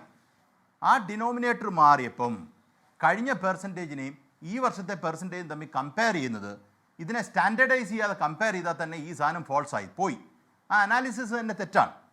കേരളത്തിൽ കഴിഞ്ഞ ദിവസങ്ങളെല്ലാം കാണുന്നൊരു കാര്യം 5% ഹൈക്കുണ്ടായി, 6% ഹൈക്കുണ്ടായി. ആ ഹൈക്ക് ഈ പറയുന്ന ജനങ്ങൾ ഇറങ്ങി വന്നെന്ന് പ്രതിഷേധം തീർത്തതാണ് എന്നൊക്കെയുള്ള രീതിയിലുള്ള ഒരു ഒബ്സർവേഷൻ വരുന്നുണ്ട്. അതൊരു ശരിയായ ഒബ്സർവേഷൻ അല്ല. നോക്കൂ, കേരളത്തിൽ പല സ്ഥലത്തും പെർസെൻറ്റേജ് കൂടിയപ്പോഴും വോട്ടിൻ്റെ ടോട്ടൽ ഗ്രോസ് നമ്പർ കുറഞ്ഞിരിക്കുന്ന ഒരുപാട് സ്ഥലങ്ങളുണ്ട്. ഒരു ഉദാഹരണം ആറന്മുള, നിങ്ങൾ സംസാരിച്ചുകൊണ്ടിരുന്ന ആറന്മുളയിൽ 7,000 വോട്ടോ മറ്റോ കഴിഞ്ഞ പ്രാവശ്യം പോൾ ചെയ്തതിനെക്കാട്ടിലും കുറവാണ് പോൾ ചെയ്തിരിക്കുന്നേ. തിരുവല്ലയിൽ കുറവാണ് പോൾ, പത്തനംതിട്ട ഇതേ പൊതുവെ കുറവാണ് പോൾ ചെയ്തിരിക്കുന്നേ. അപ്പോൾ ഈ പറയുന്ന കാര്യം നമ്മൾ എടുക്കാതെ പോളിംഗ് പെർസെൻറ്റേജ് കൂടി പെർസെൻറ്റേജ് എന്ന് പറഞ്ഞാൽ മറ്റൊരു നമ്പറിനെ കണക്ട് ചെയ്ത് നിൽക്കുന്നതല്ലേ പെർസെൻറ്റേജ്. അപ്പം മറ്റേ നമ്പറിന് മാറ്റം വന്നു കഴിഞ്ഞാൽ പിന്നെ പെർസെൻറ്റേജിന് മാറ്റം ഉണ്ടാകത്തില്ലേ? ഈ പറയുന്ന ഈ ബേസിക് കാര്യം നമ്മൾ മാധ്യമങ്ങൾ അത് പറയുന്നില്ല എന്ന് പറയുന്നത് ഒരു ചെറിയ പ്രശ്നമായിട്ടാണ് എനിക്ക് തോന്നുന്നത്. ഇപ്പോൾ താങ്കൾ സൂചിപ്പിച്ചതാണെങ്കിലും UDFൻ്റെ അല്ലെങ്കിൽ പെർസെൻറ്റേജ് ഹൈക്ക് ഉണ്ടായി എന്നുള്ള രീതിയിലാണ്. ഒരു നെഗ്ലിജിബിൾ ഹൈക്കാണ് ഉണ്ടായിരിക്കുന്നത്, അതല്ലാതെ വലിയ രീതിയിൽ ഹൈക്ക് ഉണ്ടായിട്ടില്ല. അതും മണ്ഡലം വൈസ് എടുത്തു കഴിഞ്ഞാൽ നമുക്കത് പറയാനേ പറ്റില്ല. അങ്ങനെ തന്നെയാണ് ഞാൻ എന്നെ കണക്കാക്കുന്നത്. പിന്നെ തെരഞ്ഞെടുപ്പ് കഴിഞ്ഞുള്ള ഈ കോൺഫിഡൻസ്, അത് എല്ലാ പാർട്ടിക്കാർക്കും കോൺഫിഡൻസ് ഉണ്ട്. ഇപ്പം ഞാൻ കാൽക്കുലേറ്റ് ചെയ്യുന്ന നമ്പേഴ്സ് രാജു പി നായർക്കോ മറ്റൊരാൾക്കോ അല്ലെങ്കിൽ റെജിക്കോ അക്സെപ്റ്റ് ചെയ്യാൻ പറ്റണമെന്നില്ല. പക്ഷേ ഞാൻ ഒരു കാര്യം പറയാം, എൻ്റെ ഒരു വിശ്വാസം, ഒരു വലിയ വേവ് ഈ പറയുന്ന രീതിയിൽ CPMനോ ഇടതുപക്ഷ ജനാധിപത്യ മുന്നണിക്കോ എതിരെ അടിച്ചില്ല എങ്കിൽ ഇടതുപക്ഷ ജനാധിപത്യ മുന്നണിയുടെ ഭരണം പോകാൻ പോകുന്നില്ല. ഇത് ഒരു സംശയവുമില്ല കാര്യത്തിൽ. കാര്യം അതുകൊണ്ടാണ് അവർ വേവ് ഉണ്ട് എന്ന് അപ്പുറത്തു നിന്ന് ഒരു ഒബ്സർവേഷൻ അവർ കൊണ്ടുവരാൻ ശ്രമിക്കുന്നത്. വേവ് സംസ്ഥാനം മൊത്തം അടിക്കുകയും വേണം. മൊത്തം സംസ്ഥാനത്ത് അടിച്ചാൽ മാത്രമേ ഇപ്പോഴത്തെ ഒരു സാഹചര്യത്തിൽ LDFിൻ്റെ ഭരണം പോകാനുള്ള സാധ്യതയുള്ളൂ. കാര്യം 98 എന്നുവെച്ചാൽ നിലമ്പൂർ ഒഴിച്ചു നിർത്തി കഴിഞ്ഞാൽ 98 എന്ന് പറയുന്ന നമ്പർ 71-ൽ താഴെയാകണം, അല്ലെങ്കിൽ 70-ൽ താഴെയാകണം. അതൊരു ഈസി ഗോ അല്ല. ഉള്ള കാര്യം ഉള്ളപോലെ പറയണമല്ലോ. അപ്പം ഈ പറയുന്ന കൺസോൾട്ടേഷൻ ഉണ്ടായിട്ടുണ്ട് എന്ന് UDFിൻ്റെ ഭാഗത്തുനിന്ന് ഒരു ഒബ്സർവേഷൻ ഉണ്ട്. ആ കൺസോൾട്ടേഷൻ ഈ പ്രാവശ്യം സംഭവിച്ചിരിക്കുന്നത് സത്യത്തിൽ ആൾക്കാർ ഇറങ്ങി വന്ന് വോട്ട് ചെയ്തിട്ടുണ്ടോ എന്ന് ചോദിച്ചാൽ പ്രകടമായി ആൾക്കാർ ഇറങ്ങി വന്ന് വോട്ട് ചെയ്തിട്ടുണ്ട്. അതിൽ കഴിഞ്ഞ പ്രാവശ്യം ഇത് തന്നെ ആയിരുന്നു. കഴിഞ്ഞ പ്രാവശ്യം കുറേ വോട്ടുകൾ പുറത്തു വരാൻ ഞാൻ എന്നറിയോ, ഇതേ രീതിയിൽ നമുക്ക് ആ ഇംപ്രഷൻ തോന്നാഞ്ഞത് ഒരുപാട് പ്രായമായ ആൾക്കാർക്ക് വീട്ടിലേക്ക് ഇലക്ഷൻ കമ്മീഷൻ വോട്ട് ചെയ്യാൻ ഒരു അവസരം ഉണ്ടാക്കി കൊടുത്തിരുന്നു. ഒരുപാട് വോട്ടുകൾ വീടുകളിലാണ് ചെയ്തിട്ടുള്ളത്. കോവിഡ് കാലമായതുകൊണ്ട് പ്രായമായവർക്കെല്ലാം വീടുകളിലേക്ക് ചെല്ലാൻ ഒരു അവസരം ഉണ്ടായി. ആ ഗ്രോസ് നമ്പറിൽ നിന്ന് വ്യത്യാസമില്ല. അപ്പോൾ ഈ പ്രാവശ്യം കാണുന്ന ആൾക്കാർ കൂടുതലായി ഇറങ്ങി വരുന്നു എന്ന് പറയുന്നത് ഇറങ്ങി വന്നതേ ഉള്ളൂ. വോട്ടിൻ്റെ എണ്ണത്തിൽ ക്രമാതീതമായ വ്യത്യാസമില്ല എന്നാണ് എനിക്ക് തോന്നുന്നത്. എന്റെ കണക്ക് അങ്ങനെയാണ്. അല്ല, പിന്നെ താങ്കൾ പറഞ്ഞ ഭാഗത്തിനോട് ഞാൻ യോജിക്കുന്നു. താങ്കൾ പറഞ്ഞതുപോലെ അതിന്റെ ഡിനോമിനേറ്റർ മാറിയിട്ടുണ്ട്. അതുകൊണ്ട് തന്നെ ഈ പോളിംഗ് ശതമാനത്തെ കുറിച്ച് നമ്മൾ ആ നിലയിൽ അതൊരു എക്സാജറേറ്റഡ് വേർഷനെ അവതരിപ്പിക്കേണ്ട കാര്യമില്ല എന്നത് ഞാനും അതിനോട് യോജിക്കുന്നുണ്ട്. പക്ഷേ ഞാൻ ശ്രദ്ധിച്ചൊരു കാര്യം ശ്രീ ലാൽകുമാർ, നമ്മൾ ഈ തിരഞ്ഞെടുപ്പ് പോളിംഗ് ദിനത്തിലെ കാര്യങ്ങൾ റിപ്പോർട്ട് ചെയ്യുമ്പോൾ ഈ പോളിംഗ് കുറഞ്ഞു പോകുന്ന ഇപ്പോൾ ചില സമയങ്ങളുണ്ട്. ഇപ്പോൾ ഉച്ച സമയം, അത് കഴിഞ്ഞിട്ട് വൈകുന്നേരത്തിന് തൊട്ട് മുമ്പുള്ള സമയം, കനത്ത വെയിലുള്ള സമയം, പ്രതികൂല കാലാവസ്ഥയുള്ള സമയം, അവിടെയൊക്കെ പോളിംഗ് മന്ദഗതിയിലായി മാറുന്നു എന്ന് നമ്മൾ റിപ്പോർട്ട് ചെയ്യുന്ന സാഹചര്യങ്ങൾ ഉണ്ടായിട്ടുണ്ട്. പക്ഷേ ഇത്തവണ അങ്ങനൊരു സമയം ഉണ്ടായിട്ടേയില്ല. എല്ലാ സമയത്തും പോളിംഗ് സ്റ്റേഷനുകളിൽ ആളുകളുടെ ബാഹുല്യമുണ്ടായിരുന്നു. അവർ കാത്തുനിന്ന് വോട്ട് ചെയ്യുന്ന പ്രതീതി ഉണ്ടായിരുന്നു. അപ്പോൾ അതിനകത്ത് ഒരു തീരുമാനം ഒളിഞ്ഞു കിടക്കുന്നുണ്ട് എന്ന് നിരീക്ഷിക്കാൻ താങ്കൾ തയ്യാറാകുമോ? സാധാരണ നിലയിൽ ആളുകൾ നിശ്ചയിച്ചു വരുന്നുണ്ടെങ്കിൽ അത് ഭരണത്തെ നിലനിർത്താനായിരിക്കില്ല, ഭരണത്തെ മാറ്റാനായിരിക്കും എന്നതാണല്ലോ ഒരു സാമാന്യ യുക്തി. അതുകൊണ്ടാണ് ഞാൻ ആ നിലയ്ക്ക് ഞാൻ നേരത്തെ പറഞ്ഞ കാര്യമില്ലേ, നേരത്തെ പറഞ്ഞ കാര്യവുമായിട്ട് കണക്ട് ചെയ്ത് വായിക്കേണ്ട ഒരു വിഷയമാണിത്. ഗോപികൃഷ്ണൻ എന്ന് പറയുന്ന ആള്, ഞാൻ പറയുന്നത് വളരെ സിമ്പിൾ അനാലിസിസ് നടത്തിയാൽ മതി. ഗോപികൃഷ്ണൻ എന്ന് പറയുന്ന ഒരാൾ വോട്ട് ചെയ്യാൻ എടുക്കുന്ന സമയവും ഒരു 70 വയസ്സുകാരനോ 75 വയസ്സുകാരനോ വോട്ട് ചെയ്യാൻ എടുക്കുന്ന സമയവും തമ്മിൽ വലിയ വ്യത്യാസമുണ്ട്. കാര്യം മൊബിലിറ്റിയിൽ വലിയ വ്യത്യാസമുണ്ട്. ഞാൻ അതുകൊണ്ടാണ് പറഞ്ഞത്, കോവിഡ് കാലത്ത് അകത്ത് കയറിയിരിക്കേണ്ട ആൾക്കാരൊക്കെ തിരിച്ചിറങ്ങി വന്ന് ഈ പ്രാവശ്യം വെളിയിലിറങ്ങി വോട്ട് ചെയ്യേണ്ടി വന്നു. മറ്റേത് അങ്ങനെ സംഭവം ഉണ്ടായിരുന്നില്ല. ഇതൊരു വലിയ സിഗ്നിഫിക്കൻറ്റ് ഡിഫറൻസ് ആണ്. നമ്മൾ മനസ്സിലാക്കേണ്ട കാര്യമാണ്. അവർക്ക് ആർക്കും വീട്ടിലേക്ക് ഈ പറയുന്ന ബാലറ്റ് ചെന്നിട്ടില്ല. അവർ വന്ന് വോട്ട് ചെയ്യുമ്പം നമ്മൾ പറഞ്ഞാലേ മന്ദഗതിയിൽ എന്ന് പറയുന്ന ഒരു കാര്യം സംഭവിച്ചിട്ടുണ്ട്. കഴിഞ്ഞ പ്രാവശ്യം മന്ദഗതിയുണ്ട്. ഇതിന് മുമ്പ് ഉണ്ടായിട്ടുണ്ടോ എന്ന് ചോദിച്ചാൽ ഉണ്ട്. ആൾക്കാർ പ്രായമുള്ളവർ രാവിലെ വോട്ട് ചെയ്യും. ഈ പ്രാവശ്യം സംഭവിച്ച വ്യത്യസ്തമായ ഒരു കാര്യം, SIRമായി കണക്ട് ചെയ്ത് വോട്ട് എന്ന് പറയുന്നത് സിറ്റിസൺഷിപ്പുമായി ബന്ധപ്പെടുത്തി ഒരു വലിയ കണക്ഷൻ, ഒരു നറേറ്റീവ് ഉണ്ടാക്കാൻ പറ്റിയിട്ടുണ്ട്. അതുകൊണ്ട് ഒരുപാട് പേര് വന്ന് വോട്ട് ചെയ്തിട്ടുണ്ട്. ഇപ്പോൾ പ്രായമുള്ള ആൾക്കാർ വോട്ട് ചെയ്യുന്നിരിക്കട്ടെ, ഉദാഹരണം എൻ്റെ തിരിച്ചുള്ള ഒബ്സർവേഷൻ, പ്രായമുള്ള ആൾക്കാർ വോട്ട് ചെയ്ത് വരുന്നതിനോട് ഞാൻ നമ്മുടെ പത്തനംതിട്ട ജില്ലയിൽ നിൽക്കുമ്പം CPMൻ്റെ ഒരു ജില്ലാ സെക്രട്ടേറിയറ്റ് അംഗത്തോട് സംസാരിച്ചും അവർ ഹാപ്പിയാണ്. കാരണം എന്താ, പ്രായമുള്ള ആൾക്കാർ, നല്ല ശതമാനം ആൾക്കാർ ക്ഷേമ പെൻഷൻ മേടിക്കുന്ന ആൾക്കാരാണ്. അവർ വരട്ടെ, വോട്ട് ചെയ്യട്ടെ, കാര്യം അവരുടെ വോട്ട് നഷ്ടപ്പെടുന്നില്ലല്ലോ എന്നുള്ള വിലയിരുത്തലുണ്ട്. അപ്പോൾ ഈ പറയുന്ന നമ്മൾ ഒരാൾക്കാർ കുറേ പേര് ഇറങ്ങി വരുമ്പം അത് വലിയൊരു വികാരമാണ്. നമുക്ക് അനുകൂലമായ വികാരം ആയിക്കൂടെ? അതന്നെ അങ്ങനെ കാണാത്ത ഇത് ഞാൻ പറയുന്നത് എൻ്റെ വിശ്വാസമാണ് ഞാൻ പറയുന്നത് കേട്ടോ. ഞാനത് ഈ പറയുന്ന തിരിച്ച് ഞാൻ ആദ്യം തന്നെ പറഞ്ഞു, ഒരു വേവ് അടിച്ചാൽ ബുദ്ധിമുട്ടുണ്ടാവും. ഏത് പാർട്ടിക്കാണെങ്കിലും വേവ് അടിച്ചാൽ ബുദ്ധിമുട്ടുണ്ടാവും. വേവ് അല്ലാതെ ഒരു നോർമൽ ഇലക്ഷനാണ് എങ്കിൽ ഒരു കാരണവശാലും ഇപ്പോഴത്തെ സാഹചര്യത്തിൽ ഇടതുപക്ഷ ജനാധിപത്യ മുന്നണിയെ തോൽപ്പിക്കാൻ കഴിയില്ല. കാര്യം ഇടതുപക്ഷ ജനാധിപത്യ മുന്നണിക്ക് ആ നമ്പേഴ്സ് ഇൻടാക്റ്റ് ആണ്. അത് UDFനും അറിയാം. അതുകൊണ്ടാണ് ബഹുമാനപ്പെട്ട പ്രതിപക്ഷ നേതാവ് VD സതീശൻ പറയുന്നത് 100-ൽ മേളിൽ സീറ്റ് കിട്ടും, അത് വേവ് ഉണ്ട് എന്ന് പറയാനായിട്ടാണ്. അത് എൻ്റെ കണക്കിൽ അത്രയും വേവ് ഉണ്ടാകുന്നുള്ളൊരു സാഹചര്യം പ്രത്യേകിച്ച് സതേൺ ഡിസ്ട്രിക്ട്സിലേക്ക് വന്നാൽ ഇല്ല. നോർത്ത് മലബാറിൽ ഇപ്പോൾ പറഞ്ഞില്ല, മലപ്പുറത്ത് കഴിഞ്ഞ പ്രാവശ്യത്തെ നോക്കൂ, പഞ്ചായത്ത് തിരഞ്ഞെടുപ്പിൽ തന്നെ UDFന് കേരളത്തിൽ മൊത്തം കൂടിയത് 7 ലക്ഷം വോട്ടാണെങ്കിൽ അതിൽ 5 ലക്ഷം വോട്ട് തന്നെ കൂടിയത് മലപ്പുറത്താണ്. മലപ്പുറം ജില്ലയിലാണ് കൂടിയത്. അതൊരു സിഗ്നിഫിക്കൻറ്റ് നമ്പറാണ്. ഈ പറയുന്ന കാര്യങ്ങളൊക്കെ സംഭവിച്ചിട്ടുണ്ട്. അപ്പം ഒരു വേവ് ലോക്കലൈസ്ഡ് ആയിട്ട് അടിക്കാം, ഈ പറയുന്ന സംസ്ഥാനം മൊത്തമായിട്ട് അടിക്കാം. ലോക്കലൈസ്ഡ് ആയിട്ട് അടിച്ചാലൊന്നും CPMന് ഒന്നും സംഭവിക്കാൻ പോകുന്നില്ല. ഞാൻ വളരെ റാഷണൽ ഒബ്സർവേഷനിലാണ് ഞാൻ നിൽക്കുന്നത്. ഈ പറഞ്ഞ പോലെ 4-ാം തീയതി വരെ നമ്മൾ ജയിച്ചിരിക്കും എന്ന് പറയാൻ ഒന്നും ഞാനില്ല. പക്ഷേ ഒരു കാര്യം ഞാൻ റീട്രേറ്റ് ചെയ്യുകയാണ്, അസർട്ട് ചെയ്യുകയാണ്, ഒരു കാരണവശാലും ഒരു നോർമൽ ഗോയിൽ ഒരു കാരണവശാലും CPM തോക്കില്ല, അത് UDF അറിയാം എന്നാണ് ഞാൻ ശരി, കണക്കാക്കുന്നത്. ശ്രീ ആനന്ദ് കൊച്ചുകൂടി ഈ നിരീക്ഷണത്തോടെ താങ്കൾ യോജിക്കുന്നുണ്ടോ? അതായത് 98 സീറ്റുള്ള ഇടതുമുന്നണിക്ക് ഇനി എത്ര വന്നാലും അത് ഒരു 70-ലേക്കോ 72-ലേക്കോ ഒക്കെ താഴുന്ന ഒരു സാഹചര്യവും, എന്ന് പറഞ്ഞാൽ ശ്രീ ലാൽകുമാറിന്റെ ഭാഷയിൽ പറഞ്ഞാൽ ആ നിലയ്ക്കുള്ള ഒരു ആന്റി ഇൻകംബൻസി, ഒരു ഭരണവിരുദ്ധ വികാരം ഉണ്ടാകാനുള്ള ഒരു സാഹചര്യവും കേരളത്തിൽ നിലനിൽക്കുന്നില്ല എന്ന് അദ്ദേഹം പറയുന്നു. അതുകൊണ്ട് ആ കണക്കുകൂട്ടലുകൾ ഇപ്പോൾ പറയുന്ന പോലെ 100 സീറ്റ് 100-ന് പുറത്ത് എന്നൊക്കെ കരുതണമെങ്കിൽ അത്രയും വലിയൊരു വേവ് ഉണ്ടാകണം. ആ വേവിനുള്ള ഒരു രാഷ്ട്രീയ സാമൂഹിക സാഹചര്യം അദ്ദേഹം കാണുന്നില്ല. അപ്പോൾ സാമാന്യ യുക്തിയിൽ ഇത് പ്രവർത്തിക്കാൻ പോകുന്നില്ല. അങ്ങനെയൊന്നുമല്ല, അതല്ലെങ്കിൽ ഒരു ഭരണ തുടർച്ചയുടെ സാധ്യതകളെയാണ് അദ്ദേഹം ഇവിടെ പ്രകാശിപ്പിച്ചത്. താങ്കൾക്ക് എന്ത് തോന്നുന്നു? അല്ല, ഇലക്ഷൻ കഴിഞ്ഞില്ലേ, ഇനിയിപ്പോൾ വോട്ടെല്ലാം പെട്ടിയിലാണ്. ഇങ്ങനെയുള്ള അവകാശവാദങ്ങൾക്ക് യാതൊരു പ്രാധാന്യമില്ല. ഇത് ലാലിപ്പോൾ കുറേ നാളായിട്ട് കോടതിയിൽ പ്രാക്ടീസ് ചെയ്യുന്നതുകൊണ്ട് അദ്ദേഹം ഈ പണ്ടത്തെ പോലെ ജനങ്ങളുമായിട്ട് സമ്പർക്കം കുറവാണെന്ന് തോന്നുന്നു. ഇപ്പോൾ ഇവർ വിചാരിക്കുന്നത് ഈ പിണറായി വിജയൻ 80 വയസ്സുള്ള ഒരു നേതാവിൻ്റെ ഫ്ലെക്സുകൾ ഓരോ 100 മീറ്റർ കൂടുമ്പോൾ കേരളത്തിൽ അങ്ങോളം ഇങ്ങോളം ഈ വനിതാ മതിൽ എന്നൊക്കെ പറയുന്ന പോലെ ഇങ്ങനെ ഒരു ലിങ്ക്, ഒരു ചെയിനായിട്ട് ഇങ്ങനെ വെച്ചാൽ ആൾക്കാരെല്ലാവരും ഇറങ്ങി മറ്റാരുണ്ട് എന്നാണ് ചോദിക്കുന്നത്. ഈ ആൾക്കാർ ഒരു സാധാരണ ജനങ്ങളുടെ ഒരു അവർക്കുള്ള അവരുടെ ഒരു കോമൺ സെൻസിനെ, സാമാന്യ യുക്തിയെ വെല്ലുവിളിക്കുന്ന രീതിയിൽ അങ്ങനെയൊക്കെ ചോദിച്ചാൽ മറ്റാരായാലും മതി എന്ന് ചിന്തിക്കുന്ന ഒരു സാഹചര്യത്തിലേക്ക് കേരളം മാറി എന്നാണ് എനിക്ക് തോന്നുന്നത്. ഇപ്പോൾ ഈ 98-ൽ നിന്ന് 72-ലേക്ക് കുറയുക എന്നുള്ള മറ്റൊരു യുക്തി, അതാണല്ലോ ഇവിടെ കഴിഞ്ഞ കുറേ കാലമായിട്ട് ഒരു മാസമായിട്ട് ഇവിടെ പലരും പറയുന്നൊരു കാര്യമാണ്. അത് നമ്മൾ ആലോചിച്ചാൽ മതി. ഇപ്പോൾ 2001-ൽ AK ആൻ്റണി വന്നത് 99 പ്ലസ് MA വാഹിദ് കഴക്കൂട്ടത്ത് സ്വതന്ത്രനായിട്ട് ജയിച്ചത് കൂടി കൂട്ടി 100 സീറ്റിൽ ആണ് ജയിച്ചത്. ആ 100 സീറ്റ് 2006 ആയപ്പോഴത്തേക്കും അത് ഇതേ നമ്പേഴ്സ് 100 സീറ്റ് ഉണ്ടായിരുന്ന UDF ആണ് അന്ന് 40 സീറ്റിലേക്ക് കുറഞ്ഞു പോയത്.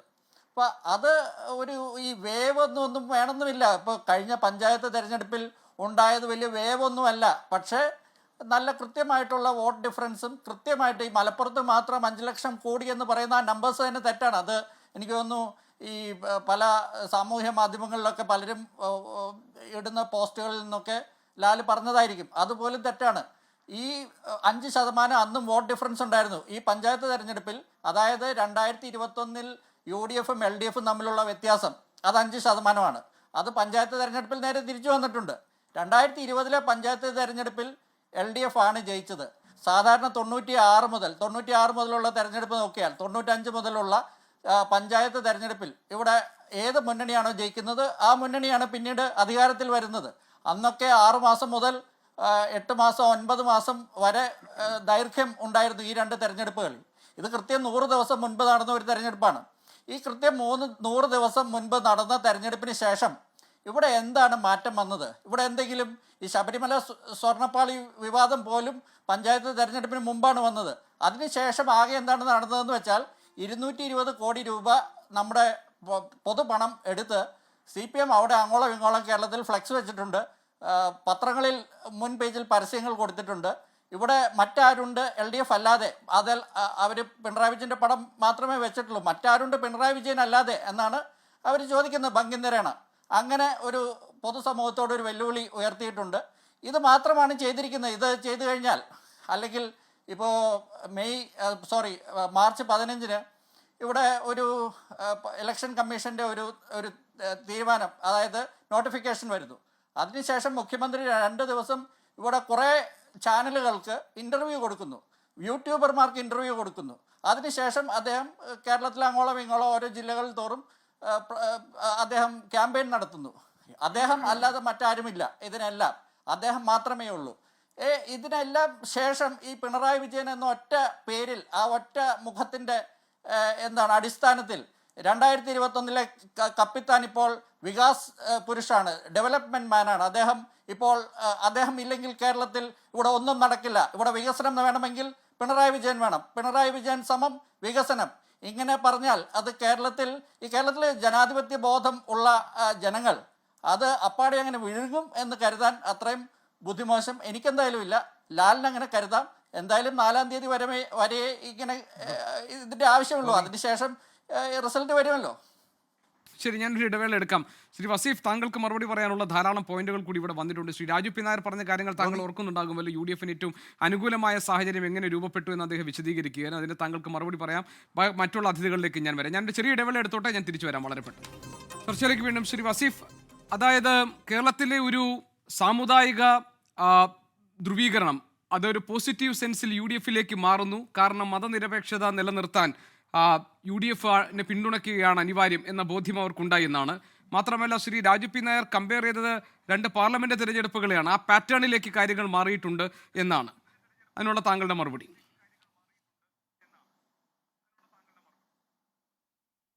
ഇവിടെ ലോകസഭാ തെരഞ്ഞെടുപ്പ് അതുപോലെ തന്നെ ഉപതെരഞ്ഞെടുപ്പ് ഒക്കെ നമ്മൾ എത്രയോ വിലയിരുത്തിയതാണ്. അതിൻ്റെ വോട്ടിംഗ് പാറ്റേണിൽ എന്തുകൊണ്ടാണ് അങ്ങനെ വരുന്നത് എന്നൊക്കെ നമ്മൾ ചർച്ച ചെയ്തതാണ്. ലോകസഭയിൽ അങ്ങനെ തന്നെയല്ലേ വരാറ്. പിന്നെ ചേലക്കരയിൽ ഇവർ വലിയ മുന്നേറ്റം ഉണ്ടാക്കിയെന്നാണ് പറയുന്നത്. എവിടെ മുന്നേറ്റം ഉണ്ടാക്കിയെന്ന? അവിടെ ഞങ്ങൾക്കാണ് വോട്ട് കൂടിയത്. അവിടെ ലോകസഭയിൽ ഉണ്ടായിരുന്ന ഭൂരിപക്ഷത്തോട് അവർക്ക് എത്താൻ പറ്റിയോ? ആ വോട്ടിലേക്ക് അവരെത്തിയോ? അതേ സ്ഥാനാർത്ഥിയല്ലേ അവരുടെ മത്സരിച്ചത്. എന്നിട്ടെന്തായി? അതൊക്കെ അവിടെ ഇരിക്കട്ടെ. പിന്നെ ഇദ്ദേഹം പറയുന്നത് ഞങ്ങളെടുത്ത നിലപാട്, ഇപ്പം അവരാണ് ഇടതുപക്ഷം എന്നാ പറയുന്നത്. ഇവർ ഇടതുപക്ഷം ഒന്നും ആവേണ്ടിയിരുന്നില്ല. ഇവരൊന്ന് കോൺഗ്രസ്സായി നിലനിൽക്കാൻ പറ്റുമോ ഇവർക്ക്? ഗാന്ധിയും നെഹ്റുവും ഇവരുടെ നേതാക്കന്മാരും ഒക്കെ വിഭാവനം ചെയ്ത ആ കോൺഗ്രസ്സായി ഇന്ന് നമ്മുടെ നാട്ടിലെ കോൺഗ്രസ്സിന് നിൽക്കാൻ പറ്റുന്നുണ്ടോ? വെറും അധികാരത്തിന് വേണ്ടി മാത്രം നിലകൊള്ളുന്ന ഒരു കൂട്ടം എന്ന് മാത്രമല്ലേ കോൺഗ്രസ്സിനെ പറയാൻ പറ്റൂ. അല്ലാതെ എന്ത് കോൺഗ്രസ്സായി കേരളത്തിലുള്ളത്? ഈ കതർ എന്തിനാ യഥാർത്ഥത്തിൽ കോൺഗ്രസ് ഉപയോഗിക്കുന്നത്? അവരുടെ എളിമയും അവരുടെ ഈ ദേശീയതയും ഇതൊക്കെ കാണിക്കുന്നത് എന്തിനാ? അവർ യഥാർത്ഥത്തിൽ എന്താ കോൺഗ്രസ്? ഇവർ പറയണ്ടേ? ആ കതർ ധരിക്കുന്ന ആളുകളുടെ മറ്റ് പ്രവൃത്തികളെക്കുറിച്ചൊക്കെ ഇവർ പരിശോധിക്കണ്ടേ? വർഗീയതയോട് ഇവരുടെ നിലപാടെന്താ?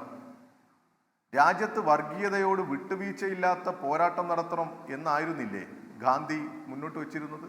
ഗാന്ധിയുടെ കോൺഗ്രസ് ഒന്നും അല്ല ഇപ്പോഴുള്ള കോൺഗ്രസ്, അത് നമുക്കറിയാം.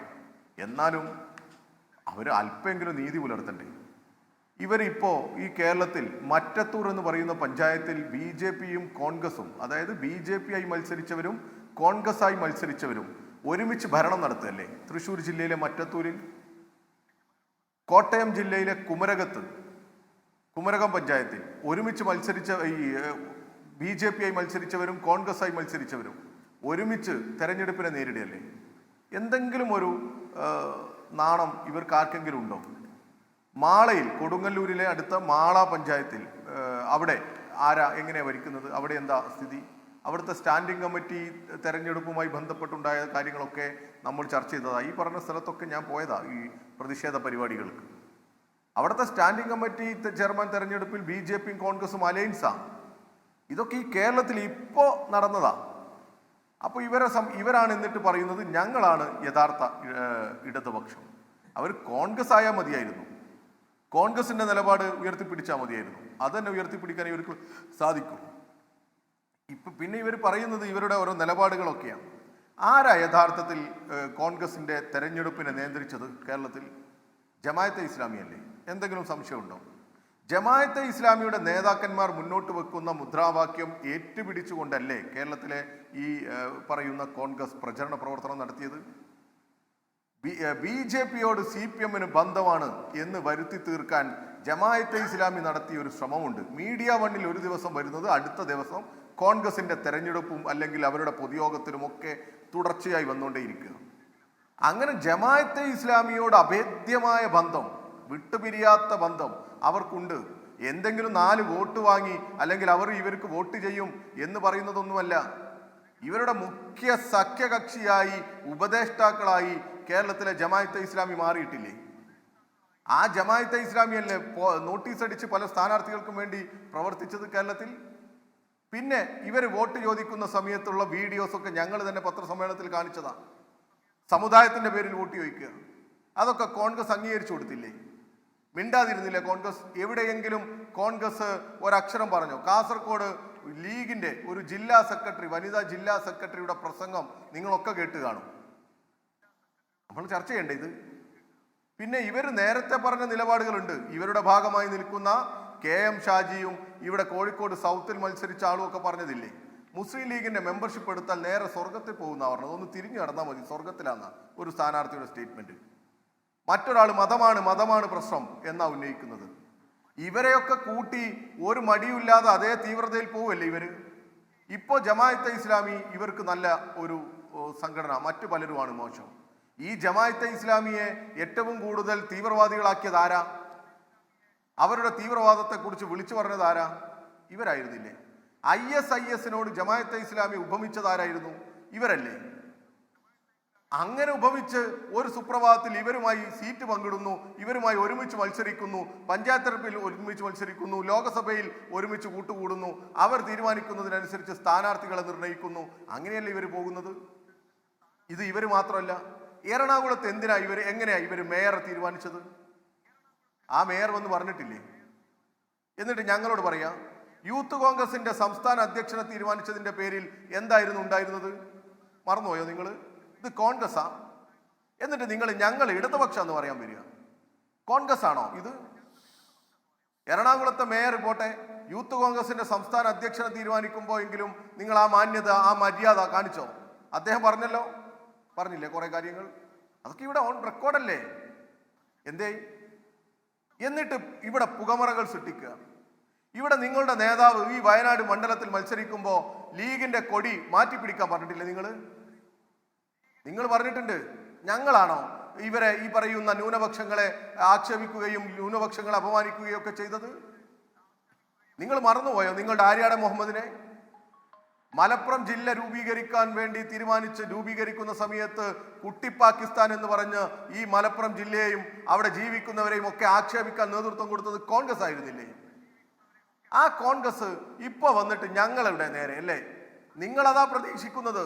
ഈ ജമാഅത്തെ ഇസ്ലാമിയുടെ അജണ്ടയോടുകൂടി നിങ്ങൾ കരുതുന്നത് അവർ മുന്നോട്ട് വെച്ച ഒരു ആശയ പ്രതലത്തിലേക്ക് ഈ കേരളത്തിലെ മറ്റ് ന്യൂനപക്ഷ വിഭാഗങ്ങളെല്ലാം വരും എന്നാ.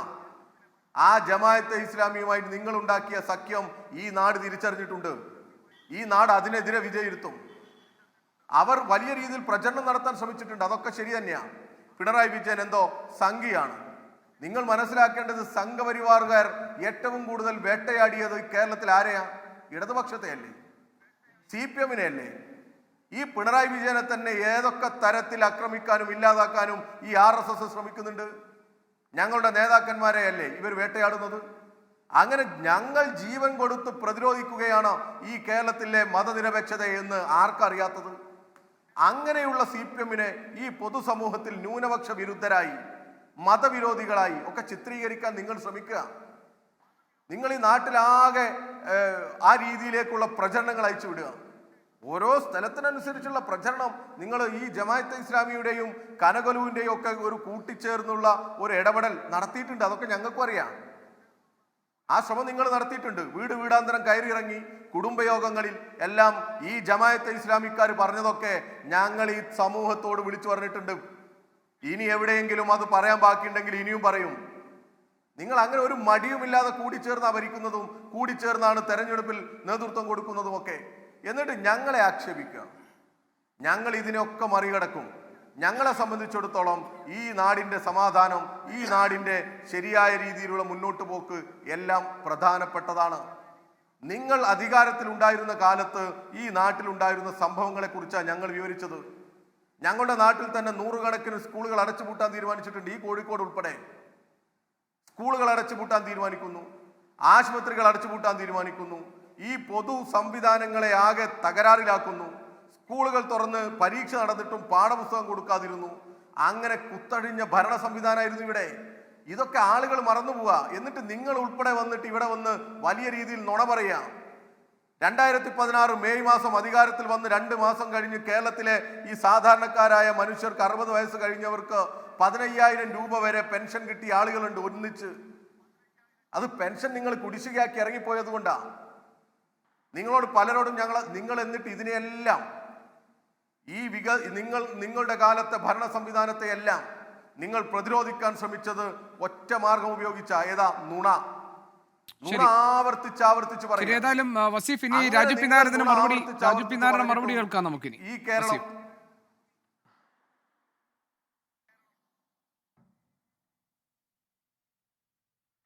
ഞാൻ പറഞ്ഞോട്ടെ? പറയൂ. ഗോപീഷൻ, ഗോപീഷ്ണൻ, ഞാൻ പലപ്പോഴും ഗോപീഷ്ണൻ്റെ ചർച്ചയിൽ പങ്കെടുക്കുന്ന കുറെ കൂടി ആഴത്തിൽ വിഷയങ്ങളെ സംബന്ധിച്ച് പ്രതികരിക്കാം എന്നുള്ള ഒരു ഇതിലാണ്. അത് അങ്ങയുടെ ഒരു ഡിബേറ്റിൻ്റെ ക്വാളിറ്റിയാണ്. മറ്റാരും മോശക്കാരനല്ല, പക്ഷെ അങ്ങയുടെ ഒരു സ്റ്റൈലാണ്.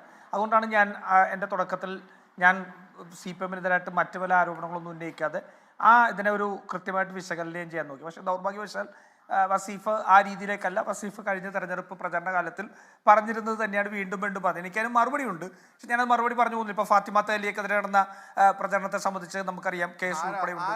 അതുപോലെ തന്നെ കടന്നപ്പള്ളി രാമേന്ദ്രൻ പറഞ്ഞ സ്റ്റേറ്റ്മെന്റ് ഉണ്ട്. LDF ദയവേത് ഞാൻ അങ്ങ് പറഞ്ഞപ്പോൾ ഞാൻ മിണ്ടാതിരുന്നല്ലോ. ശ്രീ രാജു പി നായർ, താങ്കളുടെ സമയം. LDF-ന്റെ നേതാവായിട്ടുള്ള കടന്നപ്പള്ളി രാമേന്ദ്രൻ ഞങ്ങൾ SDP-ക്ക് രാഷ്ട്രീയ സംരക്ഷണം കൊടുക്കുന്നത് ഞങ്ങളാണ് എന്ന് പറഞ്ഞ സ്റ്റേറ്റ്മെന്റ് ഉണ്ട്. SDP-ഐ CPM-നോടാണ് സന്ധി ചെയ്തത്. SDP-യുടെ നേതാവ് പറഞ്ഞ സ്റ്റേറ്റ്മെന്റ് VD സതീശൻ നിലപാട് മാറ്റട്ടെ, അപ്പം ആലോചിക്കാം എന്നാണ് പറഞ്ഞത്. VD സതീശനാണപ്പോൾ SDP-ക്കെതിരെയുള്ള നിലപാടായിട്ട് നിൽക്കുന്നതെന്ന് വ്യക്തമല്ലേ. അതേസമയം ശിവൻകുട്ടി ഉൾപ്പെടെ മറ്റു പല നേതാക്കന്മാർക്കും സംരക്ഷണം, ഇതൊക്കെ നമുക്ക് ഒട്ടേറെ കാര്യങ്ങൾ നമുക്ക് പറയാം. അതുകൊണ്ട് ഞാൻ അതിനകത്തേക്കൊന്നും അധികം കിടക്കുന്നില്ല. പിണറായി വിജയനെതിരെ RSS വേട്ട. കഴിഞ്ഞ 10 വർഷം RSS പിണറായി വിജയനെതിരെ ഒരു പ്രസ്താവന നടത്തിയത് നമ്മുടെ മുമ്പിൽ ഓർമ്മയുണ്ടോ എന്ന് എനിക്കറിയില്ല. കഴിഞ്ഞ 10 വർഷക്കാലം ഒന്നും ഉണ്ടായിട്ടില്ല.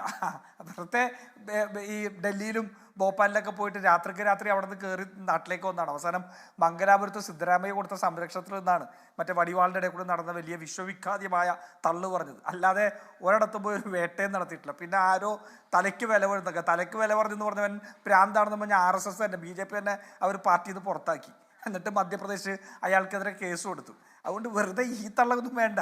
നമുക്ക് കഴിഞ്ഞ 10 വർഷം RSS എങ്ങനെയാണ് പിണറായി വിജയനെ വേട്ടയാണെന്ന് എനിക്കറിയാൻ അക്കാഡമിക്കിൽ എനിക്ക് താല്പര്യമുണ്ട്. പക്ഷെ അങ്ങനെയൊന്നും ഉണ്ടാവില്ല. പിന്നെ ബഹുമാനായ ശ്രീ റെജി ലൂക്കോസ് ഇവിടെ പറഞ്ഞതിൽ ഒരു ചെറിയത് ഒന്ന്, അങ്ങ് പറഞ്ഞത് PDP-യും കാശ്മീരും തമ്മിലുള്ള PDP-യും BJP-യും തമ്മിലുള്ള കാശ്മീരിലെ സർക്കാർ 1 വർഷവും 4 മാസവും അല്ല, 3 വർഷവും 4 മാസവും ആ സർക്കാർ ഉണ്ടായിരുന്നു. ഇനി അവിടെ ആ സർക്കാർ വീഴുന്നത് മറ്റൊന്നും കൊണ്ടല്ല, 2019 ലോക്സഭാ തെരഞ്ഞെടുപ്പ് മത്സരിക്കുന്നതിന് വേണ്ടിയാണെങ്കിൽ പോലും 2018 കത്വ കേസിൽ പ്രതികൾക്ക് വേണ്ടി BJP പ്രകടനം നടത്തിയതിനു ശേഷം ഉണ്ടായിട്ടുള്ള കാര്യങ്ങളിലാണ്, രാഷ്ട്രീയ സാഹചര്യങ്ങളാണ് ആ സഖ്യം അവസാനിക്കുക. അല്ലാണ്ട് രാജ്യത്തിൻ്റെ പരമാധികാരം സംരക്ഷിക്കുന്നതിനും മറ്റൊന്നിനും വേണ്ടിയായിരുന്നില്ല. ഇനി മറ്റൊന്നുകൂടി പറയാം, ആ സർക്കാരിനകത്ത് വിഘടനവാദികളുടെ നേതാവായ സജ്ജാദ് ലോൺ എന്ന് പറഞ്ഞൊരു മന്ത്രി ഉണ്ടായിരുന്നു. ആ മന്ത്രി തെരഞ്ഞെടുപ്പ് കഴിഞ്ഞപ്പോൾ പറഞ്ഞത്, ഇന്ത്യയുടെ ഭരണഘടന തൊട്ട് സത്യപ്രതിജ്ഞ ചെയ്യാൻ എൻ്റെ മനസ്സ് വേദനിക്കും എന്നാണ് പറഞ്ഞത്. ഇന്ത്യയുടെ ഭരണഘടന തൊട്ട് സത്യപ്രതിജ്ഞ ചെയ്യാൻ എൻ്റെ മനസ്സ് വേദനിക്കും എന്നാണ് പറയുന്നത്. ഇന്ത്യയുടെ പരമാധികാരത്തിൻ്റെ സംരക്ഷകരായ നിങ്ങൾ അക്കാലത്തൊരു വിഘടനവാദിയെ എങ്ങനെ മന്ത്രിയാക്കി എന്നുള്ളത് കൂടി മറുപടി പറയണം. അത് നിങ്ങളിൽ നിന്ന് മറുപടി ഞാൻ പ്രതീക്ഷിക്കുന്നില്ല. പോട്ടെ.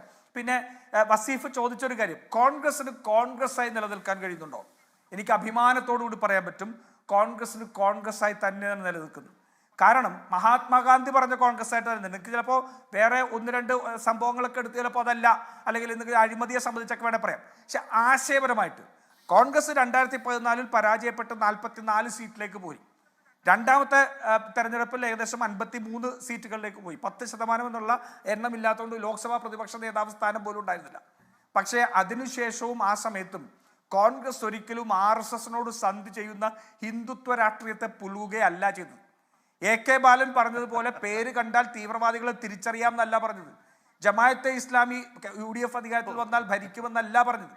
മറിച്ച് കോൺഗ്രസ് പറഞ്ഞത് ഇതിനെതിരായിട്ടുള്ള ശക്തമായ പോരാട്ടത്തോടു കൂടി വെറുപ്പിനും വിദ്വേഷത്തിനുമെതിരെ കന്യാകുമാരി മുതൽ കശ്മീർ വരെ കാൽനടയായി നടന്ന്, വെറുപ്പും വിദ്വേഷവുമാണ് ഈ രാജ്യത്തിൻ്റെ ഏറ്റവും വലിയ ശത്രു. അതിൽ നിന്നാണ് RSS-ഉം BJP-യും നേട്ടം കൊയ്യുന്നത്. അതുകൊണ്ട് അടിസ്ഥാനപരമായി ഈ രാജ്യത്ത് സമാധാനം കൊണ്ടുവരണമെങ്കിൽ മതസൗഹാർദ്ദം മാത്രമാണ് രക്ഷ എന്ന് പറഞ്ഞുകൊണ്ട് 4082 കിലോമീറ്റർ കാൽനടയെ യാത്ര ചെയ്ത് അതിനുശേഷം മണിപ്പൂരിൽ നിന്ന് മുംബൈയിലേക്ക് എല്ലാ മനുഷ്യർക്കും നീതി ലഭ്യമാക്കണം. നെഹ്റുവിയൻ സോഷ്യലിസ്റ്റ് ആശയം മറക്കരുത്, നെഹ്റുവിയൻ സോഷ്യലിസ്റ്റ് ആശയം ഈ രാജ്യത്തുള്ള എല്ലാ മതവിഭാഗങ്ങൾക്കും, എല്ലാ ജാതി വിഭാഗങ്ങൾക്കും, എല്ലാ മനുഷ്യർക്കും ഈ രാജ്യത്തിൻ്റെ വിഭവങ്ങളിൽ പങ്കാളിത്തത്തിന് അർഹതയുണ്ട്. അതാണ് അവർക്ക് നൽകേണ്ട നീതി എന്ന് പറഞ്ഞ് കോൺഗ്രസിൻ്റെ, മഹാത്മാഗാന്ധിയുടെ കോൺഗ്രസിൻ്റെ, നെഹ്റുവിൻ്റെ സോഷ്യലിസം ഉയർത്തിപ്പിടിച്ചാണ് ഞങ്ങൾ പോരാടിയത്. അങ്ങനെയാണ് ഞങ്ങൾ 100-ലെത്തിയത്. അല്ലാതെ നിങ്ങൾ 3-എത്തിയപ്പോൾ അപ്പം തന്നെ മുസ്ലിം വിഭാഗത്തെ ഭീകരവാദികളായി ചിത്രീകരിക്കുന്ന സ്റ്റേറ്റ്മെൻറ്റ് നടത്തിയിട്ടല്ല. ഹിമാചൽ പ്രദേശ് തെരഞ്ഞെടുപ്പ് നടക്കുമ്പോൾ ഡൽഹിയിൽ പോയിട്ട് മലപ്പുറത്ത് ഭീകരവാദ പ്രവർത്തനങ്ങൾ നടക്കുന്നു എന്ന് പറഞ്ഞ മുഖ്യമന്ത്രിയായിട്ടല്ല ഞങ്ങൾ തിരിച്ചു വന്നത്. അതുപോലെ തന്നെ തെരഞ്ഞെടുപ്പ് കഴിഞ്ഞ് 2ാം ഘട്ടം കഴിഞ്ഞപ്പോൾ മക്കളെയും പിള്ളേരെ എല്ലാവരും കൂട്ടി നേരെ ടൂർ പോയ പിണറായി വിജയനല്ല, മറിച്ച് ഈ രാജ്യത്ത് ഈ സംഘപരിവാറിനെതിരെ നേർക്ക് നേർ നിന്ന് പോരാടി. നഷ്ടം പറഞ്ഞില്ലേ നിങ്ങള് പിണറായി വിജയനെ വേട്ട അതൊന്നുമല്ല. 38 കേസാണ് രാഹുൽ ഗാന്ധിക്കെതിരെ ഉള്ളത്. 38 കേസാണ്. 55 മണിക്കൂറാണ് ഈട് ഇരുത്തി ചോദ്യം ചെയ്തത്. അദ്ദേഹത്തിന്റെ ലോക്സഭാ അംഗത്വമാണ് റദ്ദാക്കിയത്. അദ്ദേഹത്തിന്റെ ഔദ്യോഗിക വസതിയിൽ നിന്ന് പുറത്താക്കി. അദ്ദേഹത്തെ അറസ്റ്റ് ചെയ്യാനുള്ള നിരവധി ശ്രമങ്ങൾ നടത്തുന്നു. അദ്ദേഹത്തെ കായികമായി കയ്യേറ്റം ചെയ്തു. മനസ്സിലായില്ലേ? ഞങ്ങളവിടെ വഴങ്ങിയിട്ടില്ല. ഞങ്ങളവിടെ വഴങ്ങാതെ RSSനെതിരെ നേർക്കുനേർ നിന്ന് പോരാടുകയായിരുന്നു. പിണറായി വിജയൻ രാത്രിക്ക് രാത്രി ഫ്ലൈറ്റ് പിടിച്ച് കൊച്ചിയിലേക്ക് വന്ന പോലെ അല്ല പോരാട്ടം. അതുകൊണ്ട് അതൊക്കെ അങ്ങ് പോയി പറഞ്ഞാൽ മതി. ഈ പോരാട്ടം നടക്കുമ്പോൾ അത് പോരാട്ടമല്ല പൊറോട്ടയാണെന്ന് എഴുതി വെച്ചവരാണ് നിങ്ങൾ. BJP ആരോപണം ഉന്നയിക്കുന്നതിന് മുമ്പ് കണ്ടെയ്നർ യാത്ര എന്ന് പറഞ്ഞവരാണ് നിങ്ങൾ. മനസ്സിലായില്ലേ? അതുകൊണ്ട് നിങ്ങളുടെ മതേതരത്വമൊക്കെ നിങ്ങൾക്ക് പ്രശ്നം അറിയോ? ഇന്ന് കമ്മ്യൂണിസ്റ്റുകാർ, യഥാർത്ഥ ഇടതുപക്ഷം നിങ്ങളോട് ചോദിക്കുന്ന ചോദ്യം എന്നോട് വസീഫ് ചോദിച്ച ചോദ്യമാണ്. നിങ്ങൾക്ക് കമ്മ്യൂണിസ്റ്റായി നിലനിൽക്കാൻ കഴിയുന്നുണ്ടോ? നിങ്ങൾക്ക് ഇടതുപക്ഷമായി നിലനിൽക്കാൻ കഴിയുന്നുണ്ടോ? നിങ്ങൾ ഇടതുപക്ഷമായിട്ടാണ് നിലനിൽക്കുന്നതെങ്കിൽ അംഗീകാരം ലഭിക്കാത്ത ഒരു പ്രോജക്റ്റിന്, കേരളത്തിൻ്റെ മുഴുവൻ പ്രകൃതിയും തകർത്തുകൊണ്ട് നടക്കുന്ന ഒരു പ്രോജക്റ്റിന് മനുഷ്യന് നോട്ടീസ് പോലും കൊടുക്കാതെ വീട്ടിൽ നിന്ന് ബലമായി പിടിച്ചിറക്കി അതിനകത്ത് മഞ്ഞക്കുറ്റി സ്ഥാപിക്കില്ല. ഒരു കമ്മ്യൂണിസ്റ്റിനും ഒരു ഇടതുപക്ഷത്തിനും അത് ചെയ്യാൻ കഴിയില്ല. അത് ചെയ്തവരാണ് നിങ്ങൾ. അലനും താഹയും പോലെയുള്ള പാവപ്പെട്ട 2 ചെറുപ്പക്കാരെ അവർ ഏതോ പരിപാടിയിൽ പോയി കണ്ടു എന്നുള്ളതിൻ്റെ പേരിൽ ഈ സംസ്ഥാനത്തിന് മാവോയിസ്റ്റും നക്സൽ വിരുദ്ധ വേട്ടയ്ക്ക് കോടികൾ ലഭിക്കുന്നതിന് വേണ്ടി അവരെ ജയിലിൽ തള്ളില്ലായിരുന്നു. അത് ഇടതുപക്ഷത്തിന് ചെയ്യാൻ കഴിയില്ല, അത് കമ്മ്യൂണിസ്റ്റ് ചെയ്യാൻ കഴിയില്ല. അത് ചെയ്ത ആളുടെ പേരാണ് പിണറായി വിജയൻ. അതുപോലത്തെ ഇവിടുത്തെ പാവപ്പെട്ട KSRTCയുടെ അതുപോലെ തന്നെ സർക്കാർ ഉദ്യോഗസ്ഥരോടും നിങ്ങൾക്ക് ശമ്പളം തരേണ്ടത് ഒരു ഭരണകൂടത്തിന്റെ ഉത്തരവാദിത്വമല്ല എന്നൊരു കമ്മ്യൂണിസ്റ്റിനും പറയാൻ കഴിയില്ല, ഒരു ഇടതുപക്ഷക്കാരനും പറയാൻ കഴിയില്ല. അത് പറഞ്ഞ ആളാണ് പിണറായി വിജയൻ. അതുകൊണ്ടാണ് ഞങ്ങൾ പിണറായി വിജയൻ കമ്മ്യൂണിസ്റ്റ് അല്ല, പിണറായി വിജയൻ ഇടതുപക്ഷമല്ല. ഏതായാലും അല്ല, ഒരു മിനിറ്റ് വസിഫ് ഒരു മിനിറ്റ്. അതായത് ഇതൊക്കെ പറയുമ്പോഴും റെജി ലൂക്കോസ് പറഞ്ഞ ഒരു കാര്യം ശ്രീ രാജു പി നായർ താങ്കൾ വിട്ടുപോയി. ഇവിടെ നിന്ന് തൊട്ട് ഈ അതിർത്തി അങ്ങ് കടന്ന് തമിഴ്നാട്ടിലേക്ക് എത്തുമ്പോൾ അവിടെ SDPIയും കോൺഗ്രസും CPM-ഉം CPI-യും ഒക്കെ ഈ DMK നേതൃത്വം കൊടുക്കുന്ന മുന്നണിയിൽ ചങ്ങലയായി നിൽക്കുന്നു എന്ന് ശ്രീ റെജി ലൂക്കോസ് ഒരു നിരീക്ഷണം നടത്തിയത് നിങ്ങൾ രണ്ടുപേരും കേട്ട് കാണുമല്ലോ അല്ലേ? അതിനെക്കുറിച്ച് രണ്ടുപേരും ഒന്നും പറഞ്ഞിട്ടില്ല. അല്ലല്ല, റെജി ലൂക്കോസ് ഒക്കെ BJP തരാതരം പോലെ ഇത്തരത്തിലുള്ള ബന്ധങ്ങളിൽ ഏർപ്പെടുന്നവരാണ്. എല്ലാവരെയും ഒരേ സമയം ഞാൻ ചരിത്രത്തിലേക്കൊന്നും പോകുന്നില്ല. 1940 നോർത്ത് വെസ്റ്റ് ഫ്രണ്ട് പ്രൊവിൻസിലും അതുപോലെ തന്നെ കൽക്കട്ടയിലുമെല്ലാം അധികാരത്തിലേക്ക് വന്ന ആരുടെ കൂടെയാ? അന്നത്തെ ജിന്നയുടെ മുസ്ലിം ലീഗിനൊപ്പം അധികാരത്തിലെത്തിയവരാണ് ഹിന്ദു മഹാസഭ. അതിന്റെ പിന്തുണക്കാരാണല്ലോ ഇവര്, ഇല്ലേ? ഇവരെല്ലാവരും പിന്നെ മറ്റുള്ളവർ മതരാഷ്ട്രവാദം പറഞ്ഞാൽ അതൊക്കെ തീവ്രവാദികൾ. RSS അല്ലേ ഇവിടുത്തെ ഏറ്റവും വലിയ തീവ്രവാദി?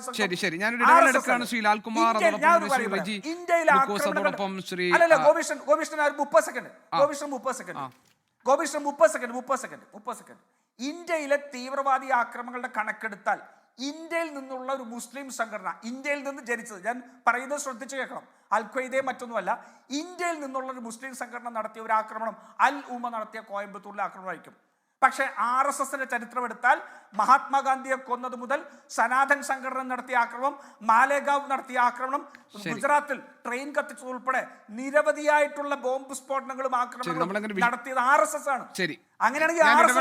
ധാരാളം നമ്മൾ ഈ വിഷയങ്ങളിലേക്ക് പോകുമ്പോൾ ഇപ്പോൾ സ്വാഭാവികമായിട്ടും എല്ലാം മറുപടി പറയേണ്ടി വരും. ഞാനത് ഒരു ഇടവേള എടുക്കട്ടെ വളരെ പെട്ടെന്ന്. നമ്മൾ ഈ തെരഞ്ഞെടുപ്പിന്റെ ഫലം വരാനിരിക്കുന്ന സമയത്തെ കണക്കുകൂട്ടലുകളിൽ നിന്ന് തുടങ്ങി നമ്മൾ ചരിത്രത്തിലേക്കും അതോടൊപ്പം തന്നെ കാലാകാലങ്ങളെ ഉയർന്നു വരുന്ന ആക്ഷേപങ്ങളിലേക്കും അതിനുള്ള മറുപടിയിലേക്കൊക്കെ പോകുന്നു. അപ്പോൾ സ്വാഭാവികമായി ഇനി വസീഫിന് മറുപടി പറയേണ്ടി വരും. വസീഫ്, ഞാൻ മറ്റ് 2-3 അതിഥികളിലേക്ക് പോയ ശേഷമായിരിക്കും താങ്കളിലേക്ക് വരിക. താങ്കൾ ചുരുങ്ങിയ വാക്കുകളിൽ മറുപടി പറയാൻ തയ്യാറായി നിൽക്കണമെന്നൊരു അപേക്ഷയുണ്ട്. ഇടവേളയ്ക്ക് ശേഷം തിരികെ എത്താം. ശ്രീ ലാൽകുമാർ, കേരളത്തിലെ ജനങ്ങൾ ഇത്തവണ വന്ന് വോട്ട് ചെയ്തത് ഒരൊറ്റ ഉദ്ദേശത്തിന്റെ പുറത്താണ്, അത് ഭരണമാറ്റമായിരിക്കും എന്ന് സൂചന നൽകുന്നതായിരുന്നു ശ്രീ ആനന്ദ് കൊച്ചുകൂടി നടത്തിയ നിരീക്ഷണം.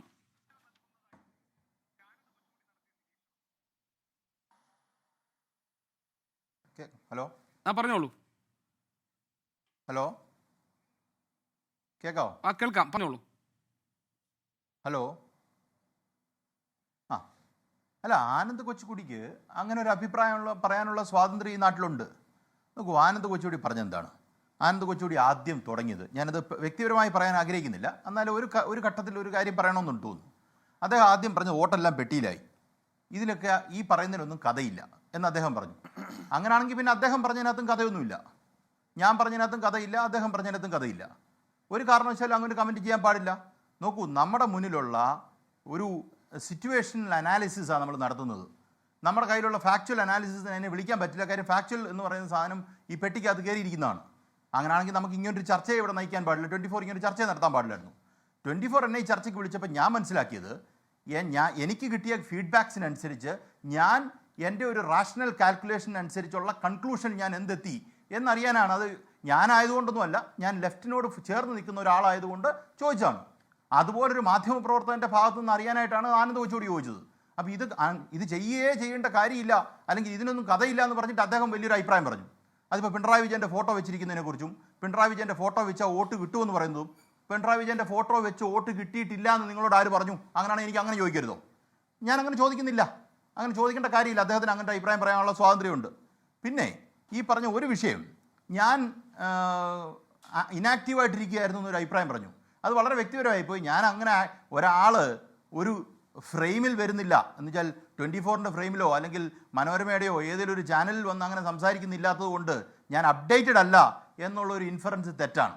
അങ്ങനെ കരുതരുത്. ഒരുപാട് പേര് കുറച്ച് ദിവസമൊക്കെ സംസാരിക്കേണ്ടെന്ന് കരുതി കഴിഞ്ഞാൽ അയാൾ അപ്ഡേറ്റഡ് അല്ല എന്നുള്ളൊരു രീതിയിലേക്ക് വരും. അത് ഒരല്പം തെറ്റായിട്ടാണ് എൻ്റെ ഒരു കണക്കുള്ളത്. ഞാനും ജനങ്ങളുമായിട്ട് സംസാരിക്കുന്നുണ്ട്, ഒരുപാട് ദിവസം ഒരുപാട് പേരെ കാണുന്നുണ്ട്, താങ്കൾ കാണുന്ന പോലെ തന്നെ കാണുന്നുണ്ട്. പിന്നെ അടുത്ത വന്നൊരു വിഷയം ഈ പറയുന്ന വോട്ടുമായിട്ട് ബന്ധപ്പെട്ടാണ്. ഞാൻ പറഞ്ഞല്ലോ, എൻ്റെ ഈ പറഞ്ഞ പെർഫെക്റ്റ് നമ്പർ വെച്ചൊന്നുമല്ല ഞാൻ സംസാരിച്ചത്. പക്ഷേ 2020 നിന്ന് 2020 പഞ്ചായത്ത് തിരഞ്ഞെടുപ്പിൽ നിന്നുള്ള ഒരു കമ്പാരിസണാണ് ഞാൻ പറഞ്ഞത്.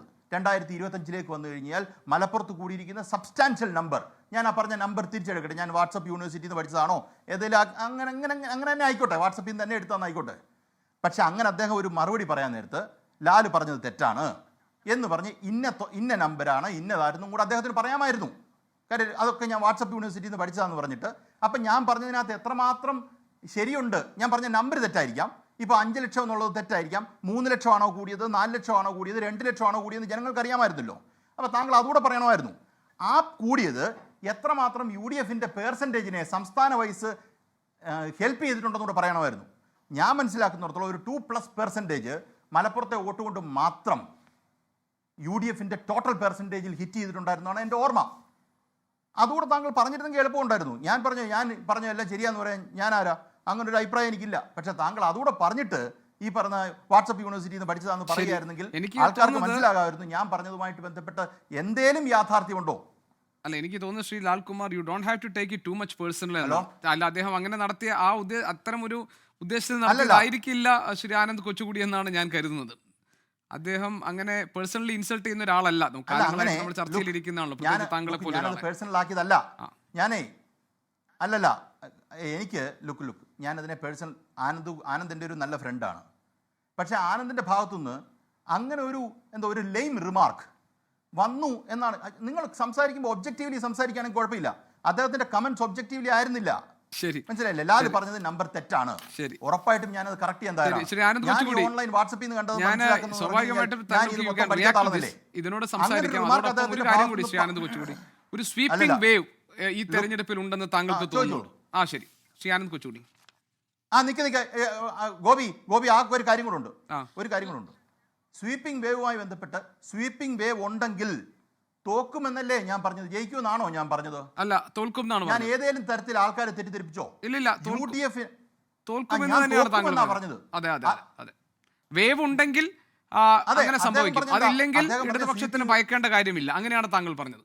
വേവ് ഇല്ല. ശരി, ശ്രീ ആനന്ദ് കൊച്ചുകൂടി, എന്നൊരു വിലയിരുത്തൽ എനിക്ക് പറ്റത്തില്ലേ? മനസ്സിലായി. ശ്രീ ആനന്ദ് കൊച്ചുകൂടി, ഞാൻ വരാം, ഒരു ഇടവേളയ്ക്ക് ശേഷം വരാം. പെട്ടെന്ന് പോകണം, അതുകൊണ്ടാണ്. ഒറ്റ സെക്കൻഡ് വരുന്നത്. ശ്രീ ആനന്ദ് കൊച്ചുകൂടി, താങ്കളുടെ മറുപടി പെട്ടെന്ന്.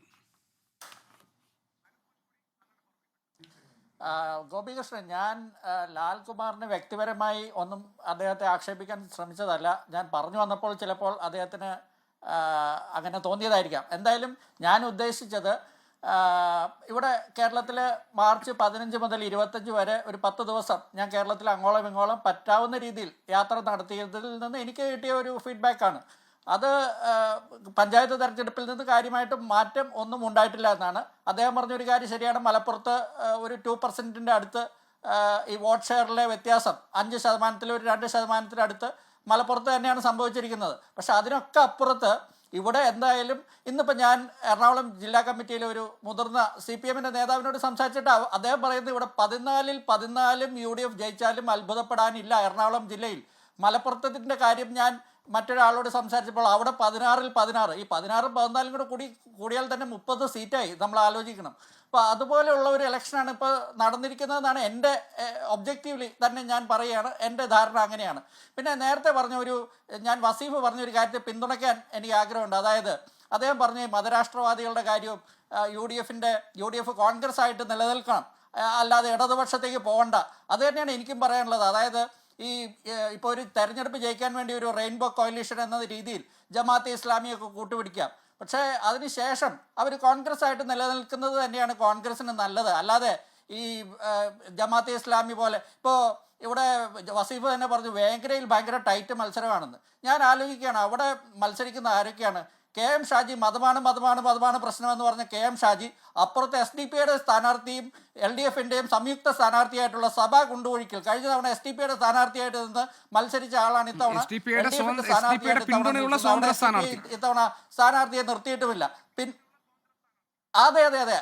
അതെ. പക്ഷെ ഞാൻ മനസ്സിലാക്കുന്ന അദ്ദേഹത്തിന് SDPI പശ്ചാത്തലം, അല്ലെങ്കിൽ ഞാൻ ഈ SDPയുടെ നേതാക്കളോട് സംസാരിച്ചപ്പോൾ അവർക്ക് വളരെ വേണ്ടപ്പെട്ട ആൾ തന്നെയാണ്. ഈ സഭ കൊണ്ടുപോഴിക്കൽ അവരുടെ MK ഫൈസിയും CPI ലത്തീഫും ഒക്കെ പറയുന്നതനുസരിച്ച് അവർക്ക് വേണ്ടപ്പെട്ട ആൾ തന്നെയാണ്. അതുകൊണ്ടാണ് അവരവിടെ വേറെ സ്ഥാനാർത്ഥിയെ നിർത്താത്തത്. അപ്പോൾ ഇവിടെ ഒന്നെങ്കിൽ SDPI LDF സംയുക്ത സ്ഥാനാർത്ഥി, അല്ലെങ്കിൽ ജമാഅത്ത് UDFിൻ്റെ സ്ഥാനാർത്ഥി, അല്ലെങ്കിൽ BJPയുടെ സ്ഥാനാർത്ഥി. വേങ്ങരയിലെ ആൾക്കാർ നോട്ടയ്ക്ക് വോട്ട് എങ്കിൽ എത്ര നല്ലതായിരുന്നു എന്നാണ്. ഇപ്പോൾ ഷാജിയെ പോലെ ഒരാളൊക്കെ കേരളത്തിൻ്റെ വിദ്യാഭ്യാസ മന്ത്രിയായിട്ട് വന്നാൽ എന്തായിരിക്കും അവസ്ഥ എന്ന് എനിക്ക് തന്നെ പേടിയുണ്ട്. ശരി, ശ്രീ റിജി ലൂക്കോസ്.